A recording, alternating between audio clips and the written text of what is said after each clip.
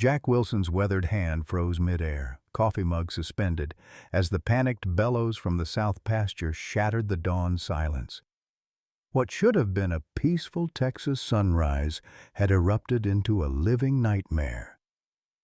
Sheriff Mike Thompson's radio crackled to life, deputies shouting over each other as the call came in. "Massive bee attack at the Wilson Ranch. Emergency response needed now." The dispatcher's voice trembled, papers scattering across her desk. Martha from the general store dropped her morning inventory clipboard, pressing gnarled fingers against the window glass. 37 years she'd lived next to the Wilson place, watched Jack rebuild after Emma passed, and never once heard a sound like that. A sound that reached inside your chest and squeezed. "Get the Rangers!" Jack's voice cracked through the chaos. A Vietnam veteran who'd faced jungle warfare, now terrified by something so small. "Max is dying out there." Could they reach his beloved bull in time? And what dark secret would they discover beneath those 1,000 stinging wings? Leave a like and share your thoughts in the comments, along with the city you're watching from now. Let's continue with the story. Jack Wilson was born and raised in Montgomery County, Texas, the son of a cattle rancher who taught him that a man's worth was measured by his word and his work. At 73, Jack's face resembled the land he tended, weathered, lined, but unyielding. His once broad shoulders now stooped slightly under the weight of years and memories, but his blue eyes remained clear and determined beneath the brim of a well-worn Stetson. 3 years ago, Jack had purchased the Brahman bull at an auction in Amarillo for a suspiciously low price. The seller, a nervous man with shifty eyes, claimed the animal came from a bankrupt ranch. Max, as Jack named him, had arrived half-starved and terrified of human contact.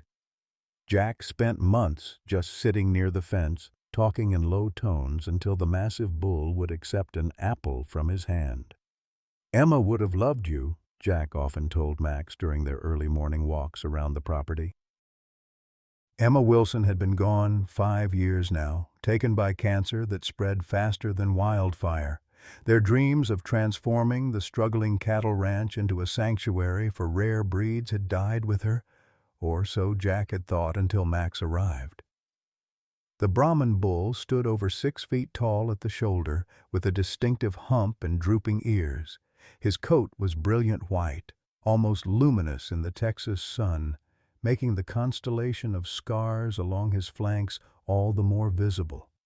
Those scars had always troubled Jack, but Max's gentle temperament and unusual intelligence had quickly made him more companion than livestock.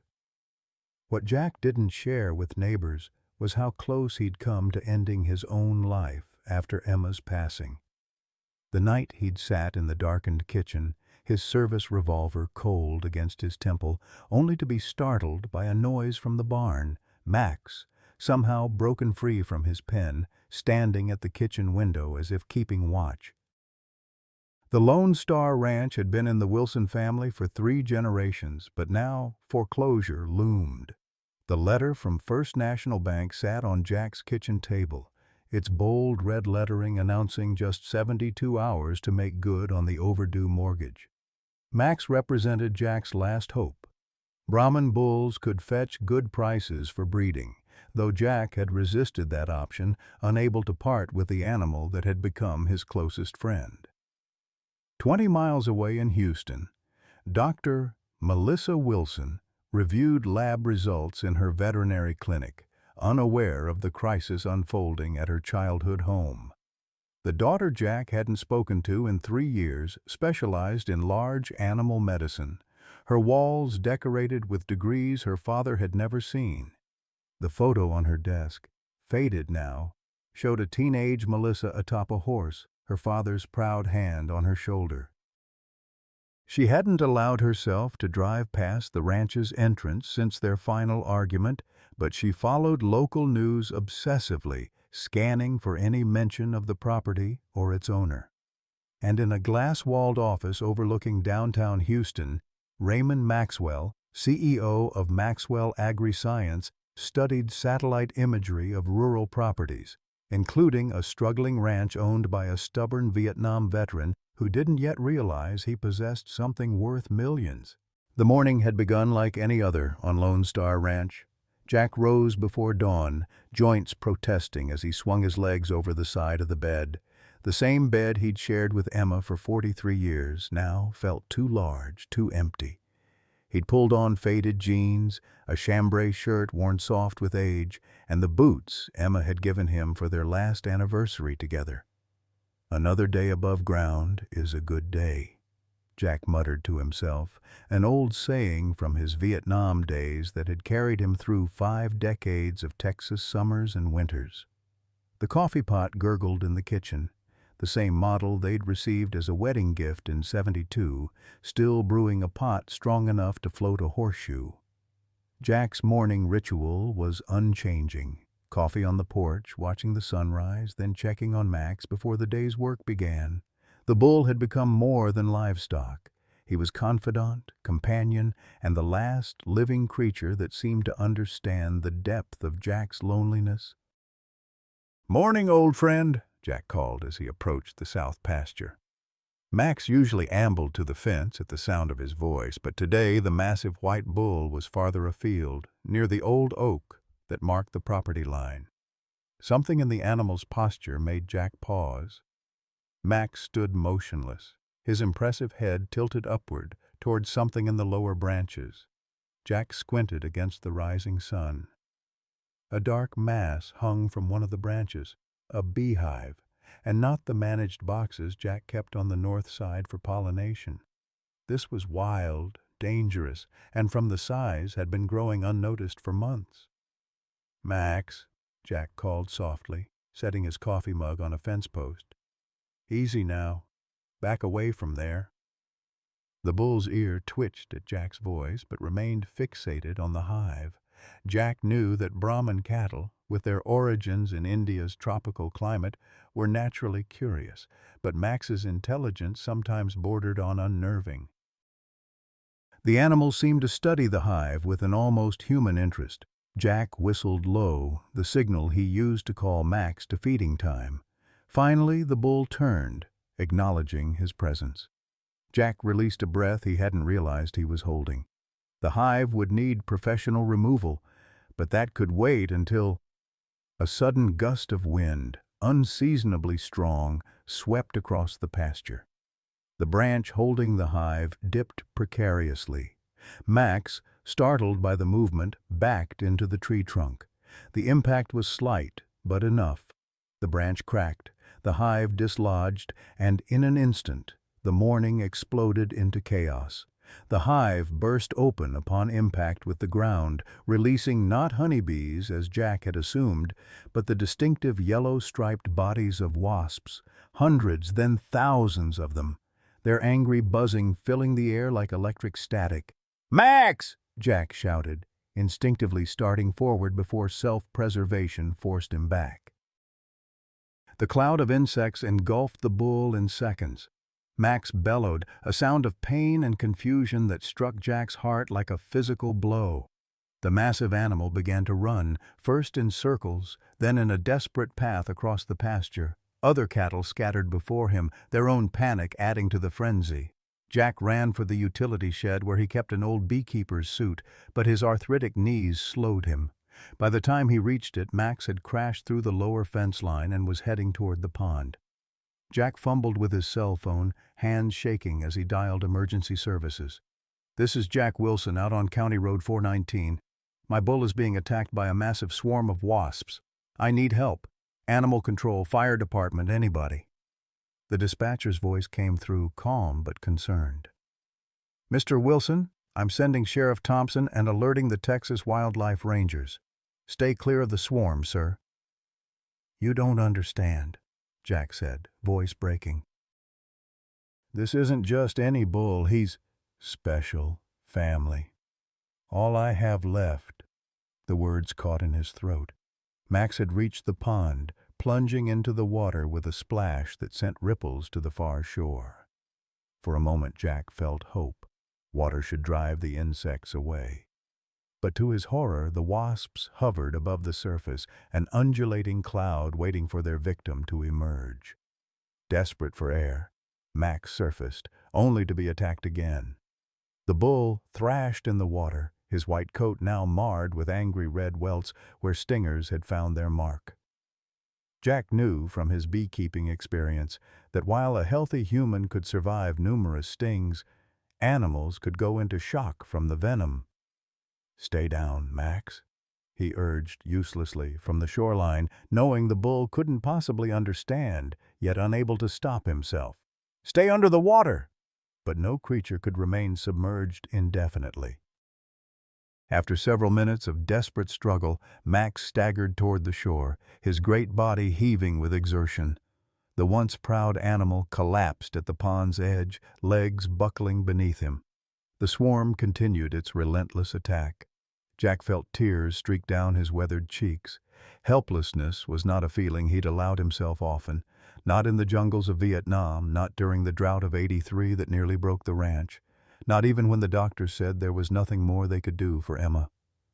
But watching Max suffer while staying powerless to intervene broke something in him.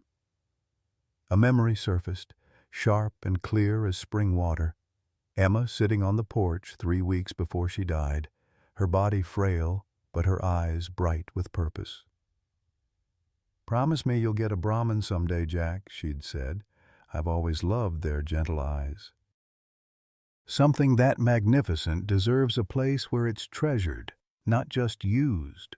The sound of vehicles approaching pulled Jack from his reverie. Sheriff Mike Thompson's cruiser kicked up dust as it barreled down the ranch road, followed by the distinctive green trucks of the Texas Wildlife Rangers. Jack had never been so grateful to see government vehicles on his property. Mike Thompson was a third-generation lawman with a no-nonsense attitude and surprising gentleness when it came to both people and animals in distress. He'd been 15 years behind Jack in school, but had grown into the kind of steady presence that made Montgomery County feel safe. "Jack," Mike called, approaching cautiously in the protective gear he kept for ranch emergencies. "Where's the bull?" Jack pointed wordlessly toward the pond where Max lay, surrounded by the diminishing but still dangerous swarm. The Rangers were already unloading equipment, smoke canisters, protective suits, and medical supplies. "That's one big Brahmin," Mike said, whistling low. "Never seen one that white before. Worth a pretty penny, I'd imagine." "He's not for sale," Jack said automatically, the response so ingrained after 3 years of offers that it came without thought. "Can you help him?" The lead ranger, a tall woman with efficient movements, approached them. "I'm Ranger Karen Martinez. We've got smoke canisters to disperse the wasps and epinephrine if he's going into anaphylactic shock. But we need to move fast." For the next 20 minutes, Jack watched as the Rangers worked with practiced precision. They used smoke to drive away the remaining wasps, then approached Max with caution appropriate for a bull weighing over 2,000 pounds. But Max, whether from exhaustion or understanding, remained still as they began to treat his wounds. "I've never seen a Brahmin this docile," Martinez remarked, administering an injection of antihistamine. "Usually, they're high-strung, especially when injured." "Max is different," Jack said simply, finally able to approach his friend. He knelt by the bull's massive head, gently stroking between his ears. Max's breathing was labored, each exhale a low moan that twisted Jack's heart. "He's been through worse than this, I suspect." Martinez looked up sharply. "What do you mean?" Jack gestured to the scars visible beneath the bull's white coat, patterns too regular to be accidental. "He came to me like this. Someone worked him over good before I got him." The ranger's expression darkened as she examined the marks more closely. She motioned to her colleague. "Davis, bring the documentation kit. We need photos of these." Jack felt a chill that had nothing to do with the morning air. "What is it?" Martinez hesitated, then carefully wiped away mud from Max's flank, revealing a scar different from the others, a brand deliberately obscured by the damage around it. "This look familiar to you, Sheriff?" Mike Thompson leaned in, his expression changing from concern to something harder. "Blackwater. Son of a bitch." The name meant nothing to Jack, but the reactions of both law enforcement officers told him everything he needed to know. "What's Blackwater?" Thompson and Martinez exchanged glances before the sheriff answered. Blackwater Ranch was a high-end breeding operation down near Huntsville. On paper, they specialized in exotic cattle breeds. In reality, they were running an illegal operation. Animal fighting, experimental breeding, you name it. FBI shut them down 3 years ago, but the owner vanished before prosecution. 3 years. The timeline matched exactly when Jack had purchased Max at the auction. A sick feeling settled in his stomach. "I bought him at a clearance auction in Amarillo. Guy said he was from a bankrupt ranch." "Likely story," Martinez said grimly, continuing to treat Max's wasp stings.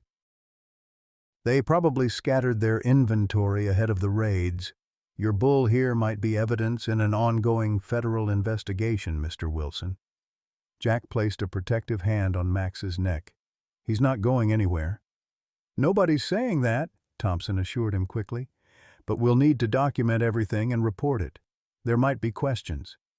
A low rumble of thunder interrupted them, still distant but promising the summer storm that had been forecast. Martinez looked up at the darkening sky. "We need to get him to shelter. These wounds need proper cleaning, and that storm's moving in fast." "My barn's got a covered bay we use for veterinary work," Jack said, already calculating how they might move a 2-ton injured bull. "But he can't walk that far in this condition." "I've got a livestock trailer," offered one of the other rangers. "If we can get him on his feet." Max's breathing suddenly hitched, a gurgling sound that sent alarm through the group. Martinez quickly checked his vital signs. "He's going into shock. The venom load must be massive.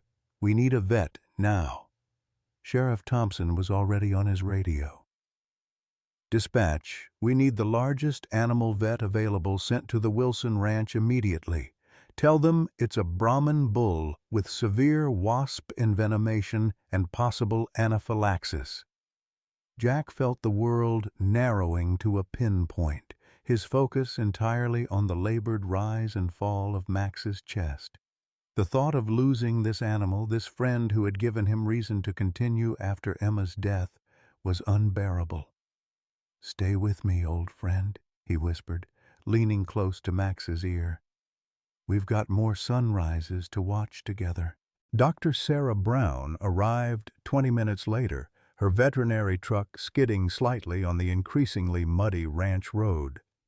The petite woman with prematurely silver hair belied her youthful face, and she moved with the confident efficiency of someone who had treated every manner of livestock emergency across 3 counties. "Jack Wilson," she greeted, already pulling on examination gloves as she approached. "Been a while since you called me out. Usually you patch up your own animals." "This one's different, Doc," Jack said, not moving from Max's side. Sarah assessed the situation quickly, her professional demeanor softening when she saw the condition of the magnificent bull. "Oh my, that's a lot of stings." She knelt beside the animal, gently examining the welts covering his white hide. "Brahman cattle are usually more resistant to insects than other breeds. Must have been thousands to affect him this badly." "The whole damn hive," Jack confirmed, voice rough with emotion. "Never seen anything like it." Sarah administered additional medications, working alongside Ranger Martinez to clean and treat the worst of the stings. "His breathing is stabilizing," she eventually announced, pressing a stethoscope to Max's massive chest. "But these wounds need proper cleaning and monitoring, and—" She paused, noticing the scars and brand that had caught the ranger's attention. "What happened here?" Before Jack could respond, the sound of an approaching helicopter cut through the air. All heads turned skyward as a sleek black chopper appeared over the tree line, circling once before setting down in the adjacent field. "Were you expecting more company?" Sheriff Thompson asked. hand instinctively moving toward his sidearm. Jack shook his head, squinting against the dust kicked up by the rotors. The helicopter bore no official markings, just a discreet silver logo on its side, an M inside a hexagon. A tall man in an expensive suit emerged, followed by two others carrying what looked like scientific equipment. Despite being in his 70s, Raymond Maxwell moved with the confidence of someone accustomed to commanding attention. His silver hair was immaculately styled, his posture military straight, his expression that of a man who rarely heard the word no. "That's Raymond Maxwell," Sheriff Thompson murmured to Jack. "CEO of Maxwell Agriscience. What's he doing here?" Jack had heard the name. Everyone in Texas agriculture had. Maxwell Agriscience was the largest producer of cattle feed supplements in the country and rumored to be developing genetically optimized breeding programs that would revolutionize the industry. Maxwell approached directly, extending his hand to Jack with a practiced smile that didn't quite reach his eyes. "Mr. Wilson, Raymond Maxwell. I heard about your situation and thought I might offer assistance." Jack didn't take the offered hand, suspicion evident in his stance. "How exactly did you hear about my situation, Mr. Maxwell? It only happened an hour ago." If Maxwell was offended by the rebuff, he didn't show it. "I keep my ear to the ground when it comes to unique livestock incidents. My company maintains a rapid response team for agricultural emergencies." He gestured toward the helicopter. "We have specialized equipment that might help your bull." "He's getting help," Jack said flatly, nodding toward Dr. Brown and the Rangers. Maxwell's attention shifted to the prone bull, and something flickered across his face. Recognition, quickly masked. A fine specimen. Brahmin, obviously, but with distinctive characteristics. "May I?" He moved toward Max without waiting for permission. Jack stepped between them. "No, you may not." The tension was broken by Dr. Brown. "Jack, his vitals are stronger, but we need to move him soon. That storm's getting closer." As if on cue, thunder rumbled overhead, closer now. The first fat raindrops began to fall, pattering against the dusty ground. "My team has a portable shelter and state-of-the-art medical equipment," Maxwell offered smoothly. "No charge, of course. Consider it a professional courtesy." Sheriff Thompson stepped forward. "Mr. Maxwell, this is now part of an ongoing investigation. The bull appears to be connected to the Blackwater Ranch case." Something hardened in Maxwell's expression, though his smile remained fixed. "All the more reason to ensure his survival and proper care. Wouldn't you agree, Sheriff? If he's evidence, as you suggest, his well-being becomes a matter of legal importance." The sheriff looked uncomfortable but couldn't argue with the logic. Jack, however, remained unmoved. "Max stays with me," he stated, voice brooking no argument. "Dr. Brown is perfectly capable of treating him." "Max?" Maxwell repeated, eyebrows rising slightly. "You named a breeding bull?" "He's not just a breeding bull," Jack replied, an edge to his voice. Maxwell studied Jack with new interest. "No, I can see that he's not." He gestured to his assistants, who had remained by the helicopter. "At least allow my team to provide some specialized medications. Brahmin cattle have unique physiological responses to trauma that standard treatments might not address." Dr. Brown hesitated. Professional interest piqued despite the strange circumstances. "What kind of medications?" "Anti-inflammatory compounds, specifically developed for Zebu cattle varieties," one of Maxwell's assistants offered, approaching with a medical case. "They can prevent the secondary swelling that often complicates recovery." Thunder crashed directly overhead now, and the rain began to fall in earnest. Maxwell's expression turned insistent. "Mr. Wilson, we're all getting soaked, and your bull needs shelter. Let's continue this discussion somewhere dry while my team assists Dr. Brown." Before Jack could object further, Max suddenly stirred, a low moan emanating from deep in his chest as he struggled to rise. Everyone stepped back instinctively. Even injured, a panicking Brahman bull could be deadly. But Max wasn't panicking.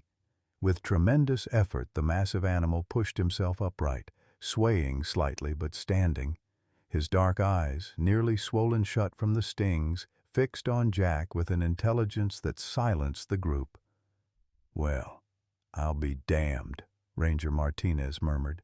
"He shouldn't even be conscious with that many stings, let alone standing." Jack moved to Max's side, placing a steadying hand on the bull's shoulder. "Easy, friend. We're going to get you somewhere dry." To everyone's amazement, Max seemed to understand, allowing Jack to guide him slowly toward the barn. The bull's steps were unsteady but determined, his massive form moving with deliberate care. "Remarkable," Maxwell commented, watching the interaction with intense interest. "The bond between you is unusual, Mr. Wilson." Jack didn't respond, focused entirely on helping Max navigate the increasingly slippery ground. The others followed, the Rangers assisting where possible, Dr. Brown monitoring Max's condition, and Maxwell observing with calculating eyes. The barn was an old but well-maintained structure, with a special bay equipped for veterinary procedures, a remnant from Emma's plans for the ranch. Jack guided Max into the largest stall, freshly bedded with clean straw. The bull sank gratefully onto the soft surface, exhaustion evident in every line of his massive body. Dr. Brown immediately resumed treatment, accepting some of the medications offered by Maxwell's team after carefully reading their compositions. "These actually might help," she admitted reluctantly. "The formula is specifically designed for Brahman physiology." While the medical team worked, Sheriff Thompson pulled Jack aside, speaking in low tones. "Jack, that brand on your bull is significant. Blackwater wasn't just any illegal operation. It was suspected of some very sophisticated breeding experiments, trying to create what they called super cattle, enhanced strength, disease resistance, even altered behavioral traits." Jack glanced at Max, remembering the bull's unusual intelligence, his unexpected gentleness. "You think Max was part of that?" "I'm saying it's possible," Thompson replied carefully. "And if he is, that makes him valuable to a lot of people, some who might not have your best interests at heart." His gaze drifted meaningfully toward Maxwell, who was examining Max's brand with poorly concealed interest. The implication was clear, and Jack felt a chill that had nothing to do with his rain-soaked clothes. "Mike, that bull saved my life." "Not metaphorically, literally. After Emma died, I was in a dark place. One night, I had my service revolver out, was ready to end it all. Somehow, Max broke out of his enclosure, came right up to the house and made such a racket I had to go see. Found him standing there looking at me like he knew, like he understood." Thompson's expression softened. "I didn't know it was that bad, Jack. Nobody did. But Max." Jack swallowed hard. "He's more than livestock. He's family." "Then we'll make sure he stays safe," Thompson promised, patting Jack's shoulder. "I'm going to make some calls, see what I can find out about the current status of the Blackwater investigation." As the sheriff stepped away, Jack noticed Maxwell on his phone, speaking in hushed but intense tones. The businessman's expression was carefully controlled, but there was an undercurrent of tension in his posture. Dr. Brown approached Jack, wiping her hands on a towel. "He's stabilizing. The medications are helping reduce the swelling. He's got a fighting chance, Jack." "Thank you, Sarah," Jack said sincerely. "What do I owe you?" She waved away the question. "We'll figure that out later. Right now, let's focus on getting Max through the night. I'll stay and monitor him." "I can do that," Jack insisted. "You look dead on your feet," she countered. "When's the last time you slept properly?" The truth was, Jack couldn't remember. Between the stress of the impending foreclosure and his regular ranch duties, sleep had become a luxury he rarely indulged in fully. "I'll be fine. At least get some dry clothes," she advised. "You're soaked through, and the last thing Max needs is for you to catch pneumonia." Reluctantly acknowledging the wisdom in her words, Jack headed toward the house. The rain was coming down in sheets now, the summer storm in full fury. He was halfway to the porch when a movement near his truck caught his eye. One of Maxwell's assistants taking photos of his property with a high-end camera. "Hey!" Jack called, changing direction. "What do you think you're doing?" The man startled, quickly lowering the camera. "Just documenting the incident site, sir. Standard procedure." "Not on my property, it isn't," Jack retorted, holding out his hand. "Delete those photos." Maxwell appeared from around the truck, his expensive suit somehow still immaculate despite the downpour. "A misunderstanding, Mr. Wilson. My associate is simply gathering data for our records, very useful for improving our response protocols." "I didn't ask for your response," Jack reminded him, "and I don't recall giving permission for anyone to photograph my ranch." Maxwell's pleasant demeanor slipped slightly. "Mr. Wilson, I understand your distress, but there's no need for hostility. We're all here to help your bull." "Max," Jack corrected pointedly. "Yes, Max," Maxwell conceded with the air of someone humoring an eccentric. "A remarkable animal. His genetic profile must be quite extraordinary to have survived such an attack." Something in Maxwell's tone raised Jack's hackles. "What exactly is your interest here, Mr. Maxwell? You flew in awful fast for someone who just happened to hear about a random bull attack." For a moment, the mask of cordial professionalism slipped completely, and Jack glimpsed something cold and calculating in the older man's eyes. Then it was gone, replaced by an avuncular smile. "I have a personal interest in exceptional livestock, Mr. Wilson. It's not just my business. It's my passion. When I heard about a Brahmin surviving a massive wasp attack, professional curiosity got the better of me."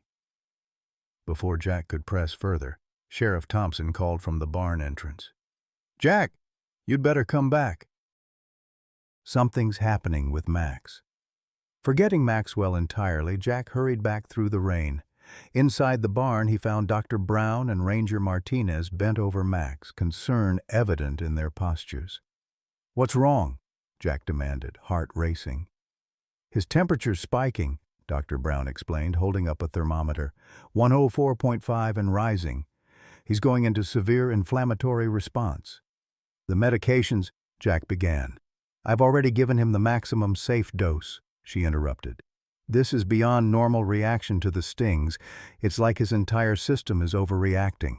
Maxwell pushed forward, his associate right behind him with another medical case.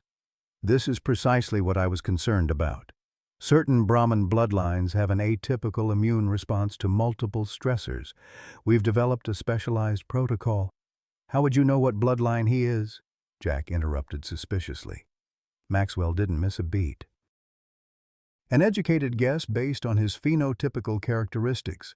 The pure white coat, the specific formation of his hump, the facial structure, all indicate heritage from the rarest Brahmin strains, possibly the King bloodline." Dr. Brown looked up sharply. "The King line. That's practically extinct. There are maybe a dozen pure specimens left worldwide." 7, to be precise, Maxwell corrected smoothly. "Which makes your bull exceptionally valuable, Mr. Wilson, and also exceptionally at risk from standard treatment protocols." Jack looked between Maxwell and Max, indecision clear on his face. The bull's breathing had become more labored, and foam flecked the corners of his mouth. "Jack," Dr. Brown said quietly, "I don't have specialized medications for this kind of reaction. If Mr. Maxwell does—" The implication hung in the air. Jack met Maxwell's eyes, seeing the calculation there, the certainty that Jack had no choice but to accept his help. "What do you want?" Jack asked bluntly. "People like you don't offer something for nothing." Right now I want to save a remarkable animal, Maxwell replied. After that, perhaps we can discuss his future over more pleasant circumstances. Thunder crashed overhead, and the barn lights flickered momentarily. Max moaned, a sound of distress that cut through Jack like a knife. "Do it," he finally said to Maxwell. "Help him." Maxwell nodded to his associate, who quickly prepared an injection. Dr. Brown watched closely, professional ethics warring with the need to save her patient. "What exactly is in that?" she asked. "A proprietary blend of anti-inflammatory compounds and immune modulators," the associate replied, swabbing a section of Max's neck with alcohol. "Specifically developed for rare cattle breeds with hyperactive immune responses." As the injection was administered, Jack noticed something odd. Maxwell took out his phone and snapped a quick photo of Max's brand, thinking himself unobserved. The action confirmed Jack's suspicions that there was more to Maxwell's interest than professional curiosity. 15 tense minutes passed, the only sounds Max's labored breathing and the rain hammering on the barn roof. Gradually, almost imperceptibly at first, the bull's condition began to improve. His breathing eased, the foam disappeared, and his massive body relaxed into what appeared to be normal sleep. Dr. Brown checked his temperature again. 102.9 and falling. Whatever was in that injection, it's working. Relief washed over Jack, so powerful he had to lean against the stall door for support. Only then did he realize how cold and exhausted he was, his clothes still soaked from the rain. "You should get some rest, Mr. Wilson," Maxwell suggested, his tone sympathetic but his eyes still calculating. "My team can monitor Max through the night." "That won't be necessary," Jack replied firmly. "Dr. Brown and I can handle it from here." Maxwell appeared ready to argue but seemed to think better of it. "As you wish, but please take my card. When Max is recovered, I'd very much like to discuss his future." Jack accepted the embossed business card automatically but made no promises. Maxwell gathered his team with a nod, and they prepared to leave despite the storm. "The offer still stands for specialized care at my facility," Maxwell said as a parting shot. "An animal of his rarity deserves the very best." After they departed, Sheriff Thompson returned from making his calls, his expression troubled. "Jack, we need to talk. That brand on Max, it's definitely from Blackwater. But here's the thing. According to FBI records, all the bulls from their breeding program were accounted for. Either the records are wrong or Max was kept off the books," Jack finished. "Something special they didn't want authorities to know about." "Exactly," Thompson confirmed. "And one more thing. I just got word that Raymond Maxwell was investigated in connection with Blackwater, though nothing was ever proven. His company supplied specialized feed to the operation." Jack looked down at the business card in his hand, pieces falling into place. "He knows exactly what Max is. That's why he showed up so quickly." "Be careful, Jack," Thompson warned. "Men like Maxwell play by different rules than folks like us. And if your bull is what I think he might be, he's worth a fortune to the right buyer." Jack's jaw set stubbornly.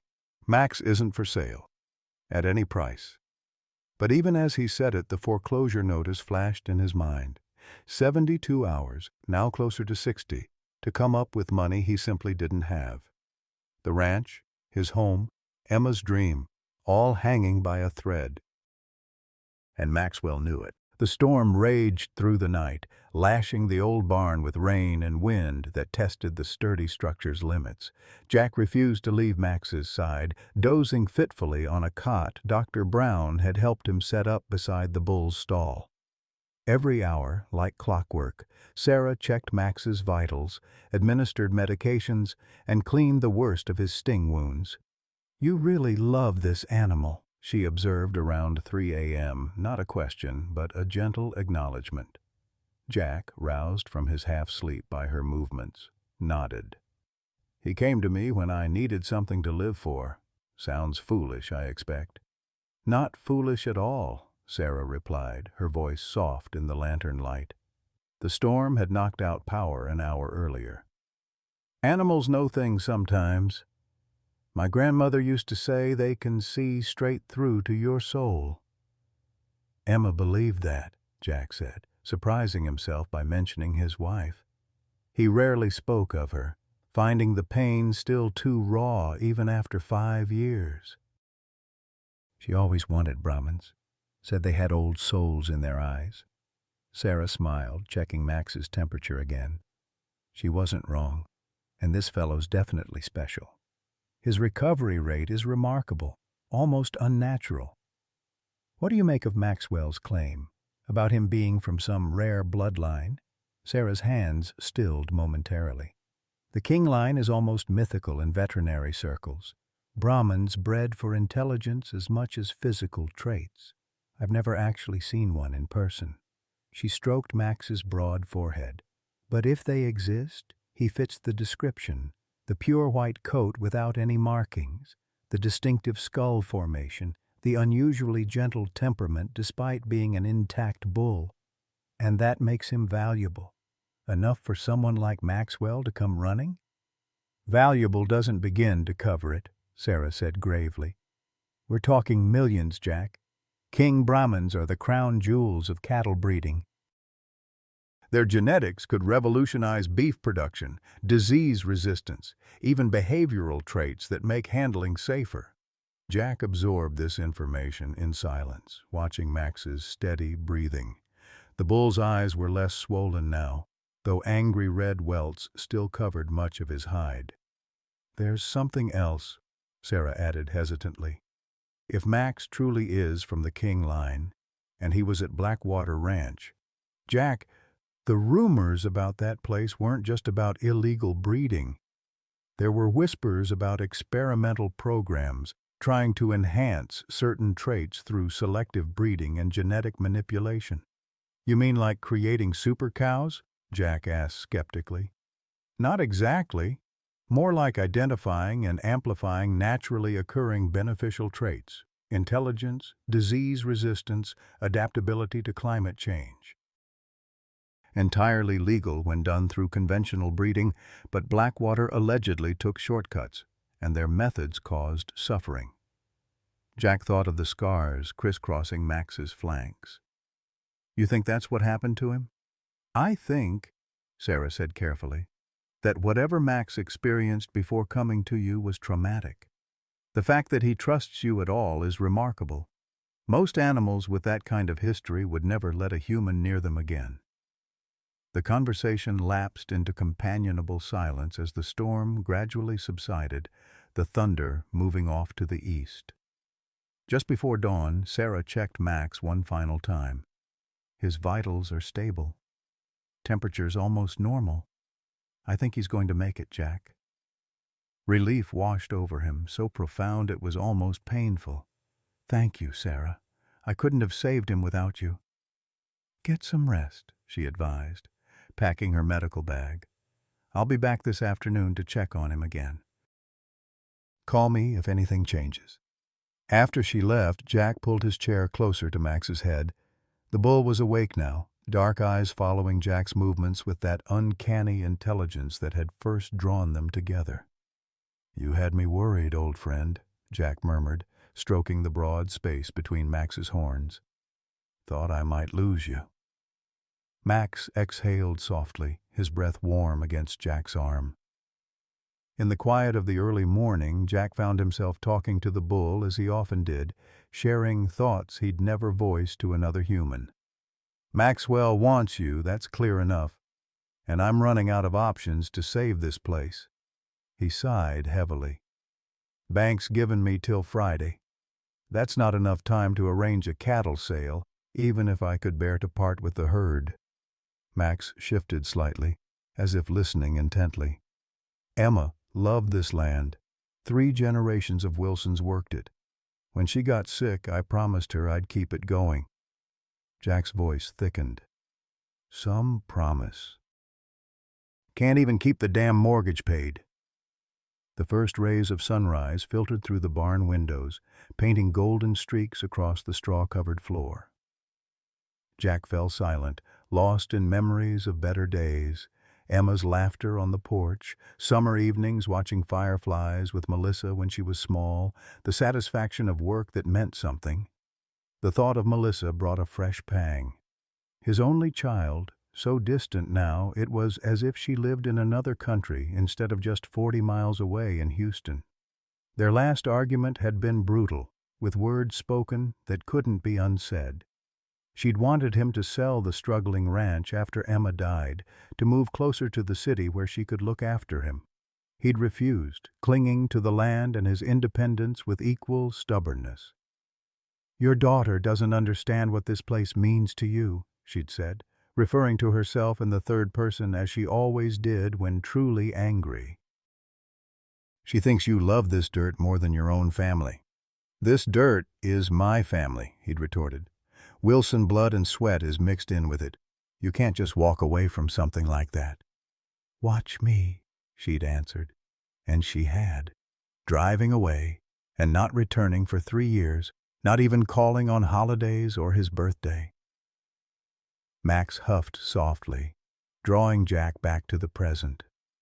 The bull had managed to raise his massive head, eyes now fixed on Jack with an expression that seemed almost concerned. "I'm all right, buddy," Jack assured him, patting his neck. "Just thinking too much. Bad habit of old men." Jack forced himself to his feet, joints protesting after the night spent in the uncomfortable chair. He needed coffee, a hot shower, and to check the rest of the ranch for storm damage. Life went on, regardless of financial woes or personal regrets. As he opened the barn door, the sight that greeted him stopped him in his tracks. A massive oak, easily 100 years old, had fallen across his driveway, its ancient roots torn from the rain-softened earth. Beyond it, he could see shingles torn from the workshop roof. The chicken coop collapsed, and fencing down in at least 2 pastures. "Well, ain't that just perfect?" he muttered, calculating repair costs that he couldn't possibly afford on top of the mortgage payment. The universe, it seemed, had a particularly cruel sense of humor. The landline was ringing when he entered the kitchen, an old-fashioned sound that reminded him he needed to replace the answering machine that had died last winter. "Wilson Residence," he answered, voice gruff with fatigue. "Jack, it's Mike Thompson. Hope I didn't wake you." "Been up all night with Max. What can I do for you, Sheriff?" There was a pause, then, "I did some digging on Maxwell after I left your place. Jack, there's something you should know." The FBI investigation into Blackwater, it stalled because key evidence disappeared. Breeding records, genetic samples, everything needed to build a case against whoever was really running the operation. Jack leaned against the counter, suddenly alert despite his exhaustion. "You think Maxwell was involved?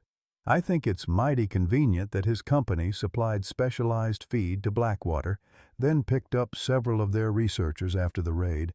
Nothing illegal about that, but—" Thompson trailed off, suggestively. "But it raises questions," Jack finished. "Exactly. And now he shows up minutes after your bull is identified as having the Blackwater brand. That's not coincidence, Jack."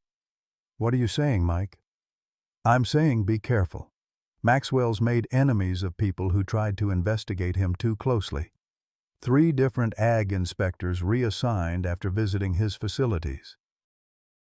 A journalist who was researching his company had a mysterious computer failure, lost months of work." Jack processed this information, pieces clicking into place. "You think he wants Max to cover his tracks? Some kind of evidence? Or because that bull represents the success of whatever experiments they were conducting," Thompson suggested. "Either way, I wouldn't trust him as far as I could throw him." After hanging up, Jack made coffee and stood at the kitchen window, surveying the storm damage in the strengthening daylight. The situation was even worse than his first impression, debris scattered across fields, water pooling in low-lying areas, and what looked like roof damage to the main house itself. The foreclosure notice sat on the table where he'd left it, the bank's logo stark against the white paper. 72 hours had become 54, the deadline approaching with the inevitability of a freight train. Jack had just poured his second cup of coffee when a vehicle appeared at the far end of his driveway, stopping at the fallen oak. A sleek black SUV with tinted windows, definitely not local.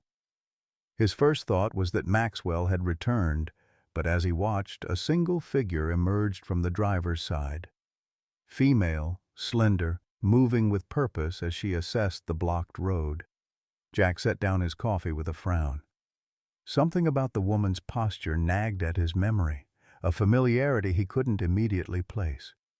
He watched as she apparently decided against attempting to navigate around the fallen tree, instead retrieving a bag from the vehicle and proceeding on foot up the long driveway.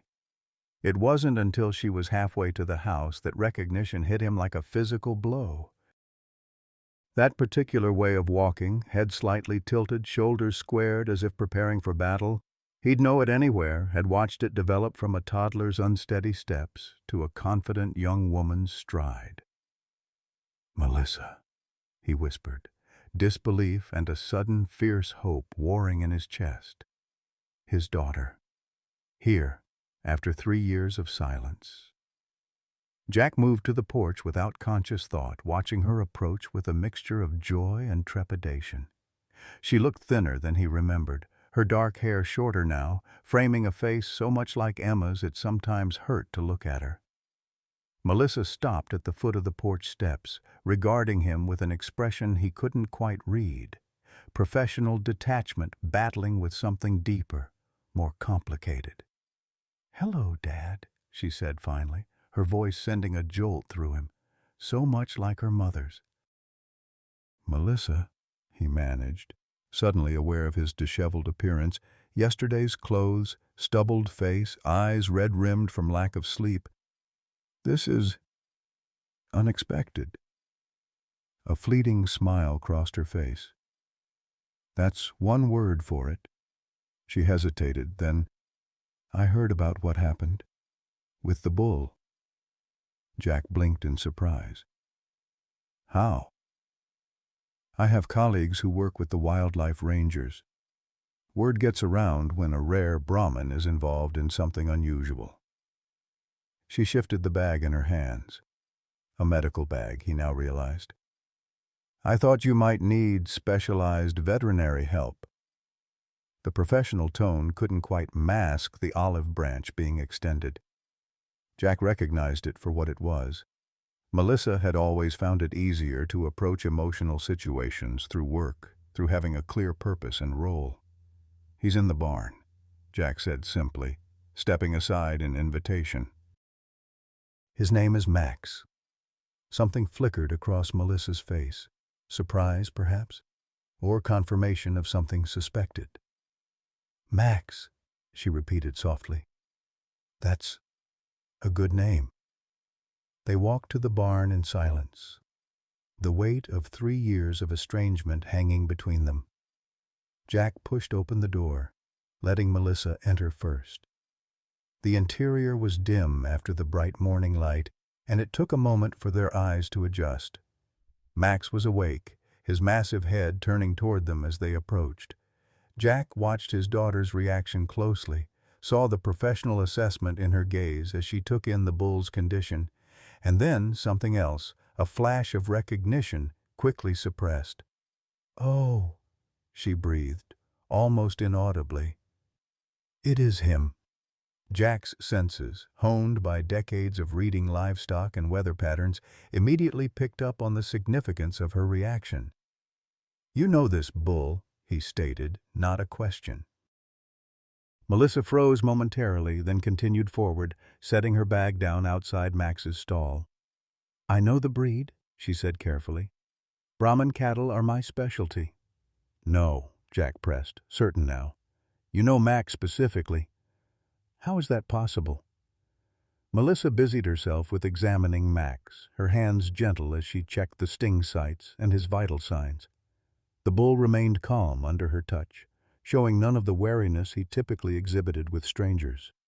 Another piece of evidence that Jack's instinct was correct. "Melissa," he said, his tone making it clear he wouldn't be deterred. "What aren't you telling me?" She straightened, finally meeting his eyes directly. In that moment she looked so much like Emma facing down a difficult truth that it took his breath away. "I worked at Blackwater Ranch," she admitted quietly, "as a veterinary resident, before the raid." The revelation hit Jack like a physical blow. His daughter, connected to the place that had abused Max, that was under federal investigation. "You... what? How was that possible? Why didn't you tell me?" "It was during our estrangement," she said, the word inadequate for the painful rift between them. "I took the position right after finishing vet school. On paper, Blackwater was a prestigious research facility specializing in rare breed conservation.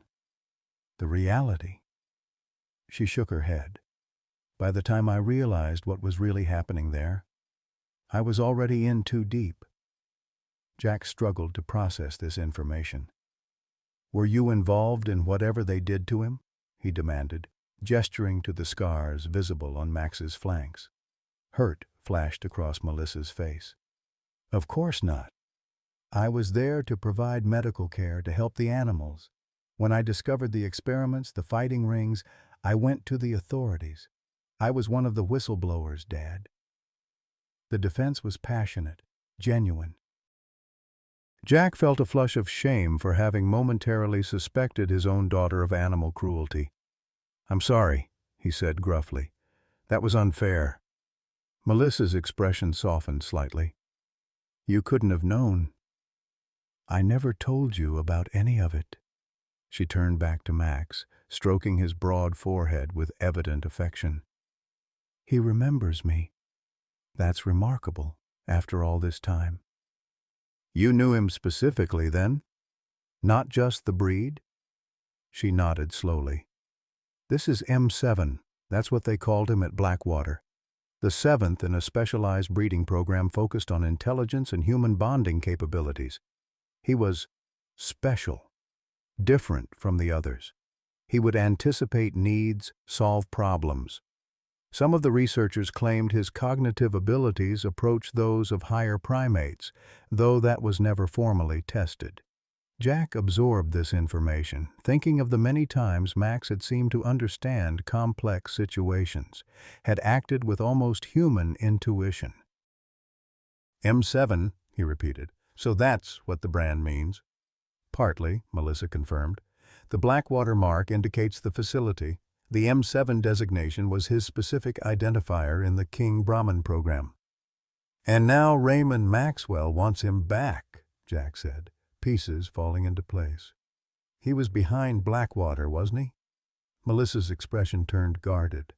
"I never saw him personally at the facility, but there were rumors.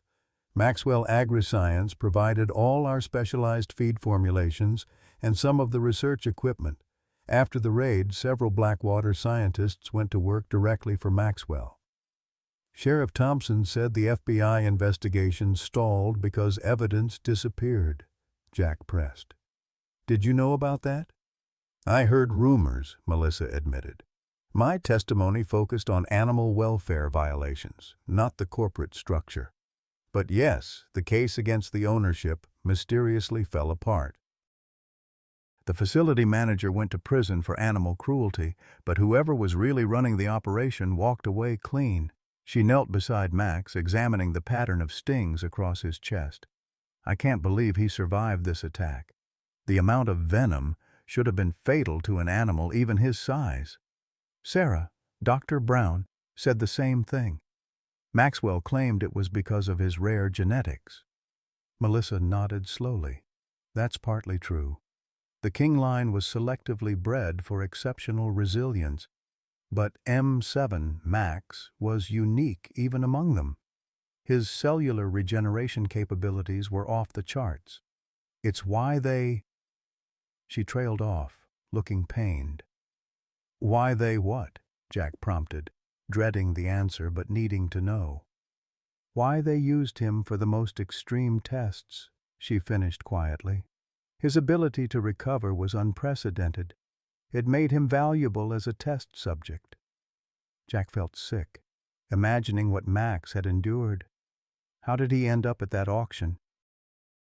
if he was so valuable to them? When the FBI raid was imminent, there was a scramble to hide evidence. Many animals were dispersed to different locations.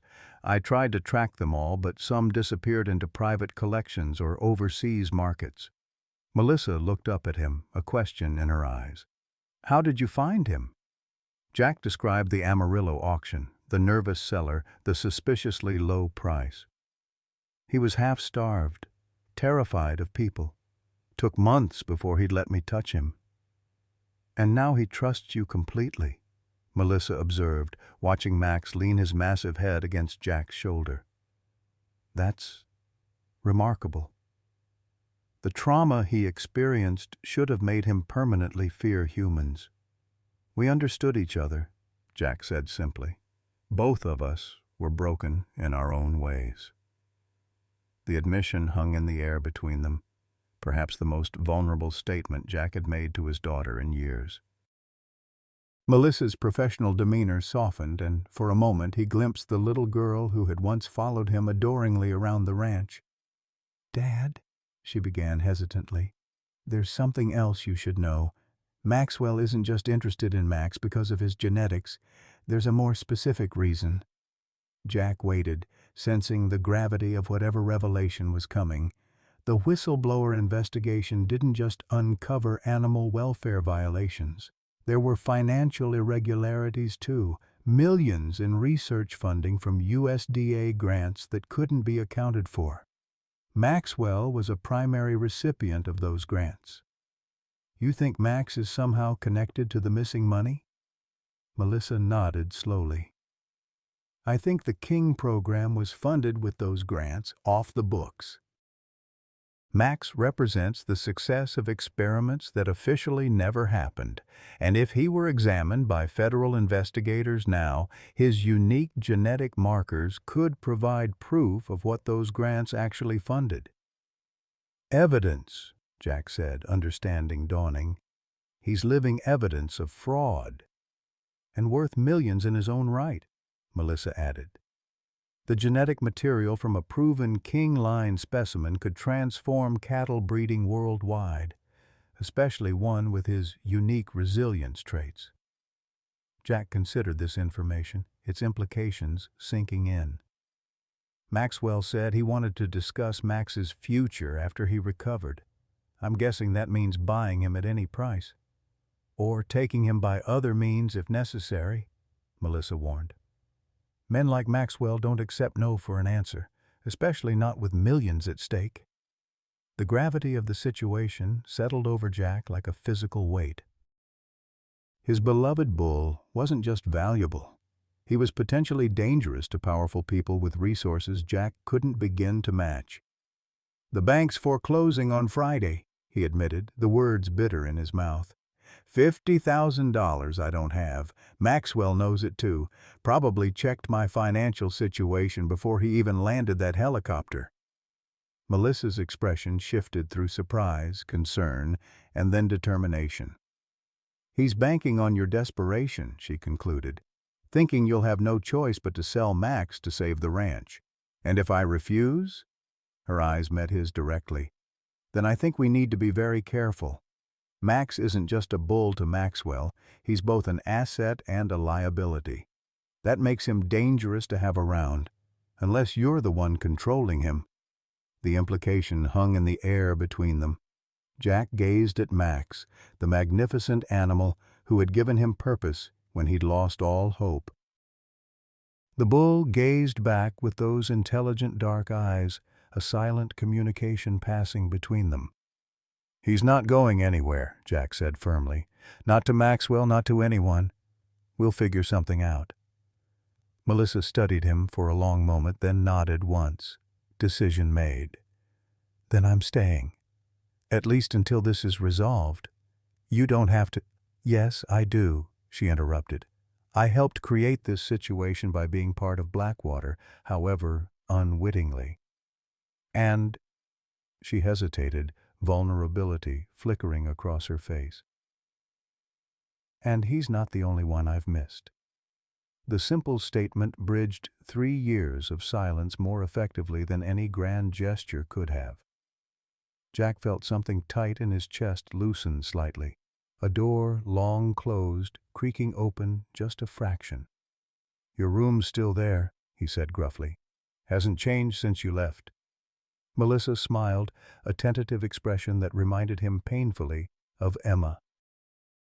"Neither have you, Dad." Jack wasn't sure if it was observation or accusation, but before he could respond, the sound of vehicles approaching drew their attention.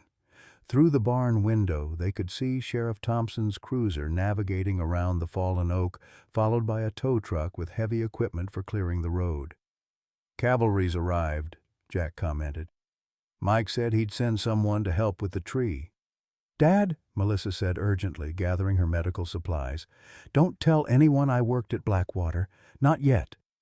The fewer people who know about my connection to Max, the safer we all are." Jack wanted to press for more explanation, but the seriousness in her expression stopped him.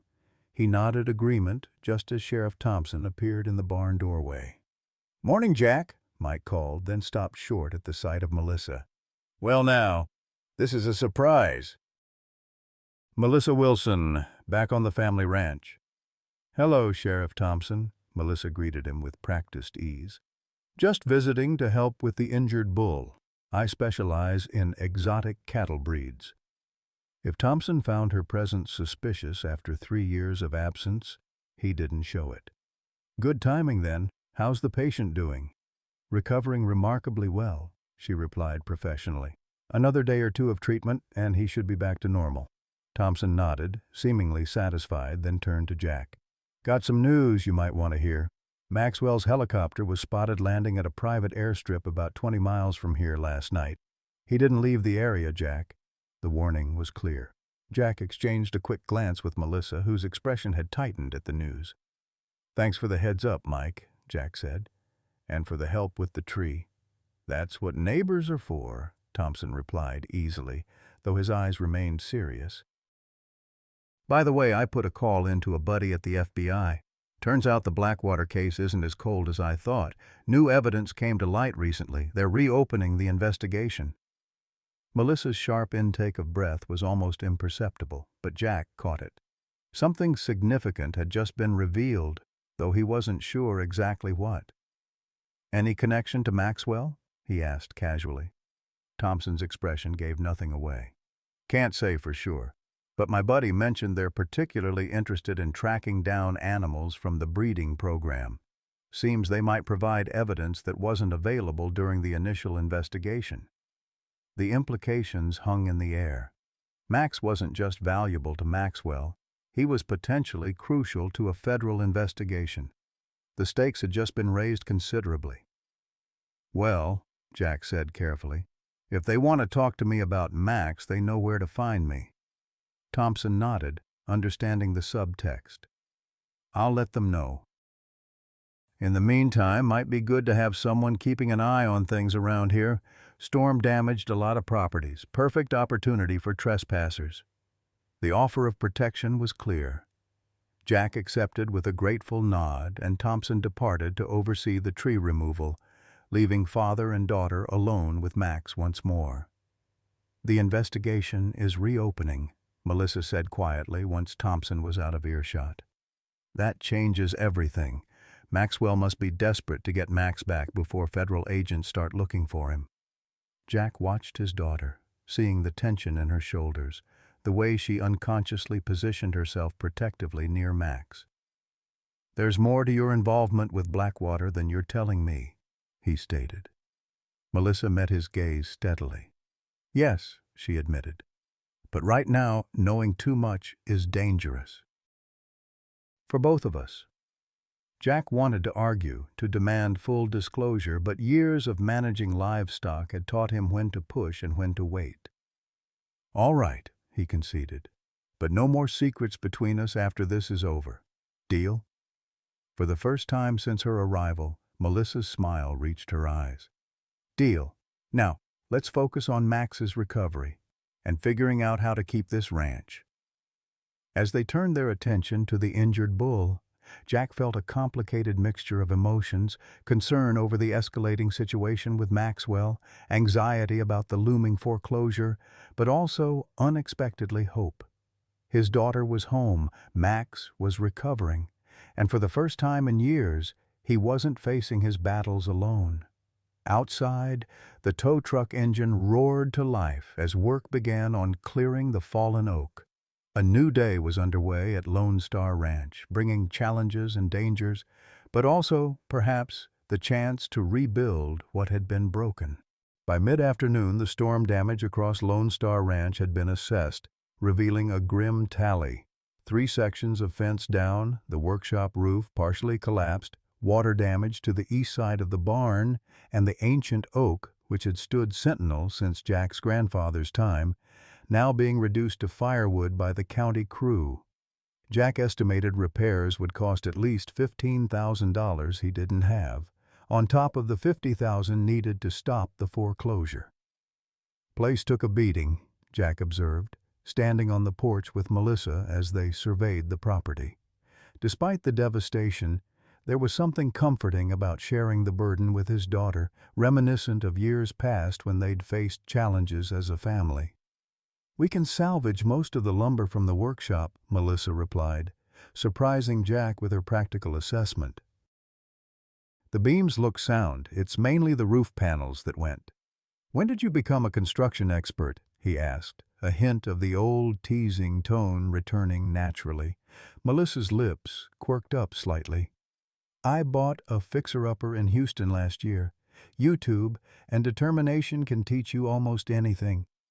The casual revelation, a glimpse into her life during their estrangement, sent a pang through Jack. How much had he missed? Her first home purchase, surely other milestones.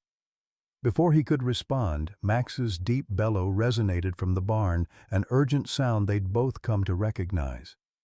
"Something's wrong," Jack said, already moving, years of rancher's instincts kicking in. Melissa was right behind him, medical bag in hand. They found Max standing in his stall, no longer the docile patient of the morning. The massive bull pawed at the ground, head lowered in a defensive posture, eyes fixed on the barn side entrance. "He senses something," Melissa whispered, reaching for her father's arm. Jack nodded, instantly alert. In nearly 3 years, he'd learned to trust Max's instincts. The bull had an uncanny awareness of approaching visitors, often reacting before Jack heard vehicles on the long driveway. Moving silently to the window, Jack peered out at the surrounding pasture. At first, he saw nothing unusual, just the green expanse leading to the tree line that marked his eastern boundary. Then a flash of movement caught his eye, a figure in dark clothing slipping between trees, clearly attempting to remain concealed. "We've got company," he murmured to Melissa. "Eastern fence line. Someone's watching the place." Melissa joined him at the window, her body tense. "Maxwell's people?" "Good bet. Mike said he hadn't left the area." Jack moved to the wall where he kept a shotgun mounted for predator control. "Stay here with Max. I'm going to have a word with our visitor." "Dad, no," Melissa protested, grabbing his arm. "If it is Maxwell's men, confronting them directly could be dangerous. Let's call Sheriff Thompson." Jack hesitated, the old stubborn independence warring with newer hard-earned wisdom. Finally, he nodded. "All right, but I'm still going out there, just to let them know we've spotted them. Sometimes a little deterrence goes a long way." Before Melissa could object further, the sound of tires on gravel announced another arrival. Through the barn door, they could see a sleek black car stopping behind Melissa's SUV. The driver emerged slowly, an older man in an expensive suit that seemed impervious to the Texas heat. "Raymond Maxwell," Jack identified grimly. "Right on cue." "He's brazen," Melissa observed, her professional composure slipping slightly. "Coming himself instead of sending representatives." "Men like that think they're untouchable," Jack replied, replacing the shotgun but leaving it within reach. "Let's see what he wants." They stepped out of the barn together, presenting a united front as Maxwell approached with the practiced smile of someone accustomed to getting his way.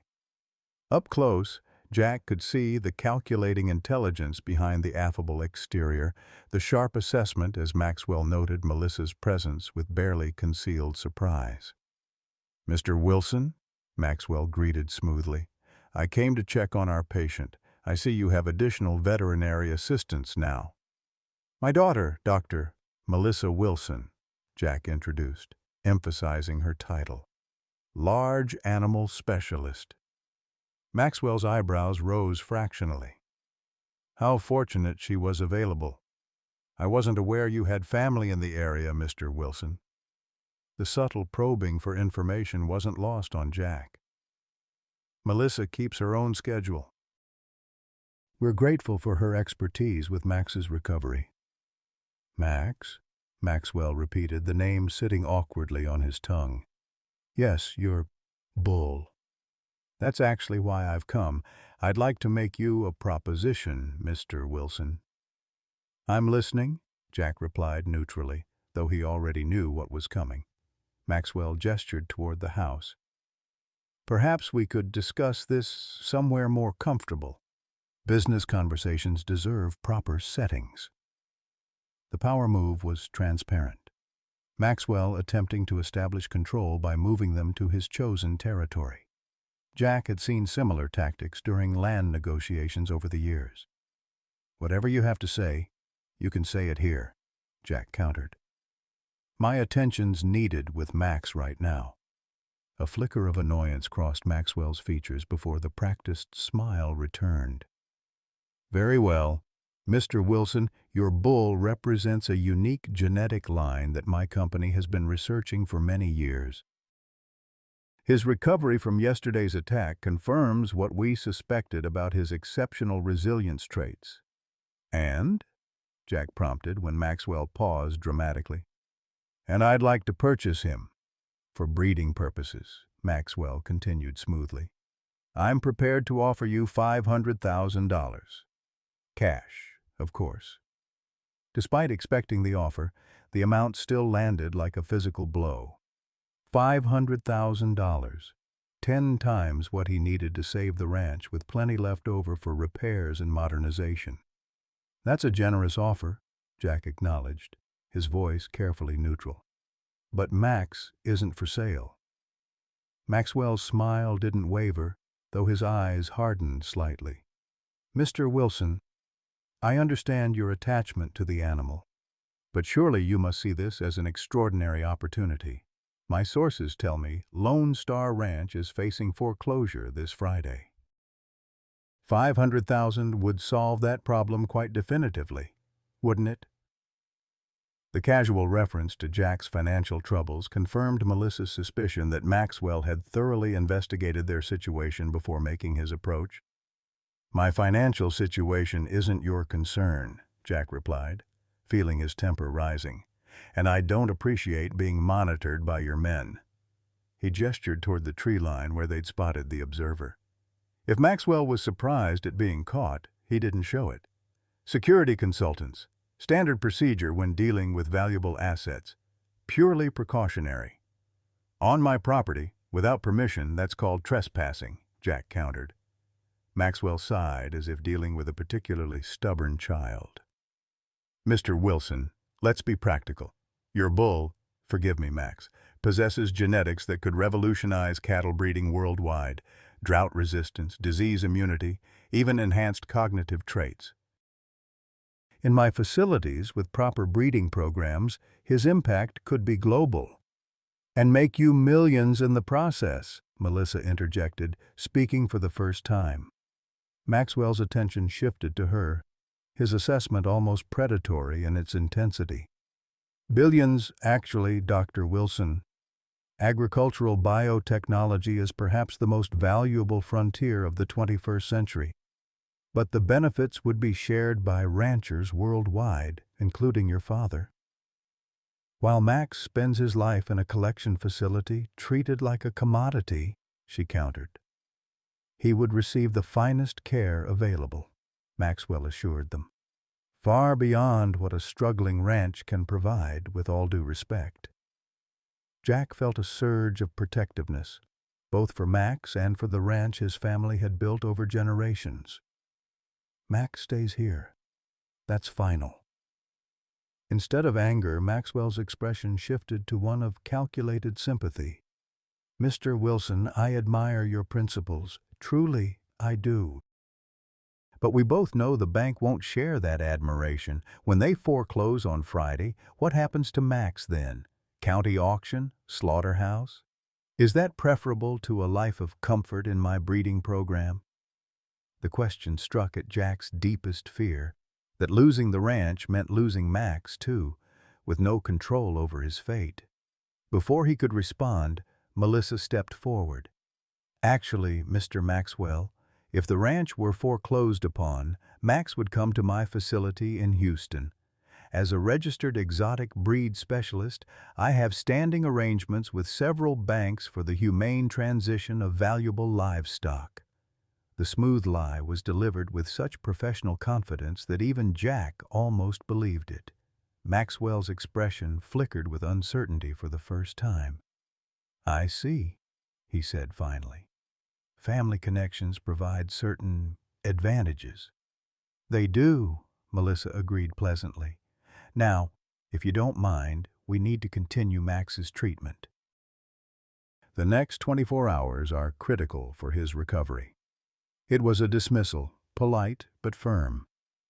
Maxwell studied them both for a long moment, the calculation visible behind his eyes. "Very well," he conceded finally, "but my offer remains open for the next 48 hours. After that, circumstances may become less favorable." The implied threat hung in the air as Maxwell returned to his car, stopping once to look back at the barn where Max was housed. $500,000, Mr. Wilson. Think about what that could mean for your future, for your daughter's future. They watched in silence as Maxwell drove away, the black car disappearing down the long driveway. Only when it was out of sight did Melissa release a shaky breath. "That was intense," she admitted. "I didn't realize how intimidating he would be in person." Jack nodded grimly. "Men who've never heard no tend to develop a certain presence." He turned to her with newfound respect. "That was quick thinking about the livestock arrangement." A fleeting smile crossed her face. "Complete fabrication, but it seemed to work. The question is, what now? Maxwell doesn't strike me as the type to give up easily." Melissa's expression turned serious. "He isn't. And that 48-hour deadline isn't arbitrary. It's when the bank forecloses. Once that happens, control of Max becomes much more complicated legally." Jack ran a hand through his gray hair, the weight of the situation settling heavily on his shoulders. $500,000, he murmured. "Do you know what that kind of money could do for this place?" "I do," Melissa acknowledged quietly. "But I also know what would happen to Max in Maxwell's program. Dad, the experiments I witnessed at Blackwater," she shuddered visibly. "They weren't just unethical, they were cruel. Animals treated as nothing more than test subjects, genetic material to be exploited." Jack studied his daughter's face, seeing the genuine distress in her expression. Whatever she'd witnessed at Blackwater had left deep scars. "You never did tell me how you ended up there in the first place." Melissa leaned against the barn door, suddenly looking exhausted. "It was my first job after veterinary school. On paper, Blackwater was conducting groundbreaking research on cattle genetics, disease resistance, drought tolerance, traits that could help ranchers worldwide, the kind of work that could make a real difference." "But the reality was different," Jack prompted gently. "Vastly different. It started with small things, restricted areas I wasn't allowed to access, animals that disappeared overnight, paperwork that didn't match what I was seeing." Her voice grew quieter. "Then I was assigned to the King program. Special clearance, enhanced security. That's where I met M7, Max. And realized something was wrong, Jack guessed. Melissa nodded. The king bulls were subjected to extreme stress tests. Temperature extremes, induced illnesses, even physical trauma, all to measure their recovery rates. Max was their star subject because he healed faster than any animal they'd ever documented. Jack thought of the scars crisscrossing Max's white hide, evidence of the suffering Melissa described. How did you handle seeing that? Not well, she admitted. I started documenting everything, taking photos when I could. Eventually, I gathered enough evidence to contact the FBI. Her expression hardened. 3 days after I made that call, there was a fire in the medical records building. Convenient timing. You think they knew you were the whistleblower? I'm certain of it. My access card stopped working the next day. Security escorted me off the property, claimed it was budget cuts, eliminating my position. Melissa's eyes met his directly. A week later, the FBI raided the facility, but by then most of the evidence was gone, including Max. The pieces were falling into place now. And you've been tracking him ever since, Jack realized. That's how you knew to come here when you heard about the wasp attack. Melissa nodded slowly. I've been monitoring livestock auctions, veterinary reports, anything that might lead to the missing blackwater animals. When I heard about a white Brahman bull attacked by wasps at Lone Star Ranch, she shrugged. I had to see for myself. But you didn't know he was here before that, with me? No, she said, genuine surprise in her voice. That was pure coincidence. Or fate, maybe. Jack considered this, the remarkable chain of events that had brought Max to his ranch and now brought his daughter home. Does Maxwell know you were the whistleblower? I don't think so. The FBI protected my identity, but if he figures it out... She left the implication hanging. Then we got more than just Max to worry about, Jack concluded grimly. Their conversation was interrupted by the sound of Max moving restlessly in his stall. Jack went to him immediately, placing a calming hand on the bull's massive neck. Easy, big guy. We're not going to let anything happen to you. Melissa joined them, professionally assessing Max's condition. The swelling from the stings is down significantly. His recovery rate is just as remarkable as I remember. He's a fighter, Jack said with simple pride. Like his owner, Melissa observed, a hint of their old connection warming her voice. Jack looked at her, really looked at the woman his little girl had become, confident, principled, brave enough to stand against powerful interests when she believed something was wrong. Emma would have been so proud. Your mother would love seeing you here, he said impulsively, working with the animals, standing your ground against Maxwell. Melissa's expression softened at the mention of Emma. I thought about her a lot at Blackwater.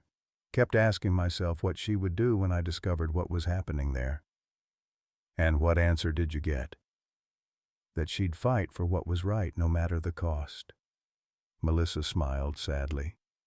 She always said the true measure of a person is what they do when nobody's watching.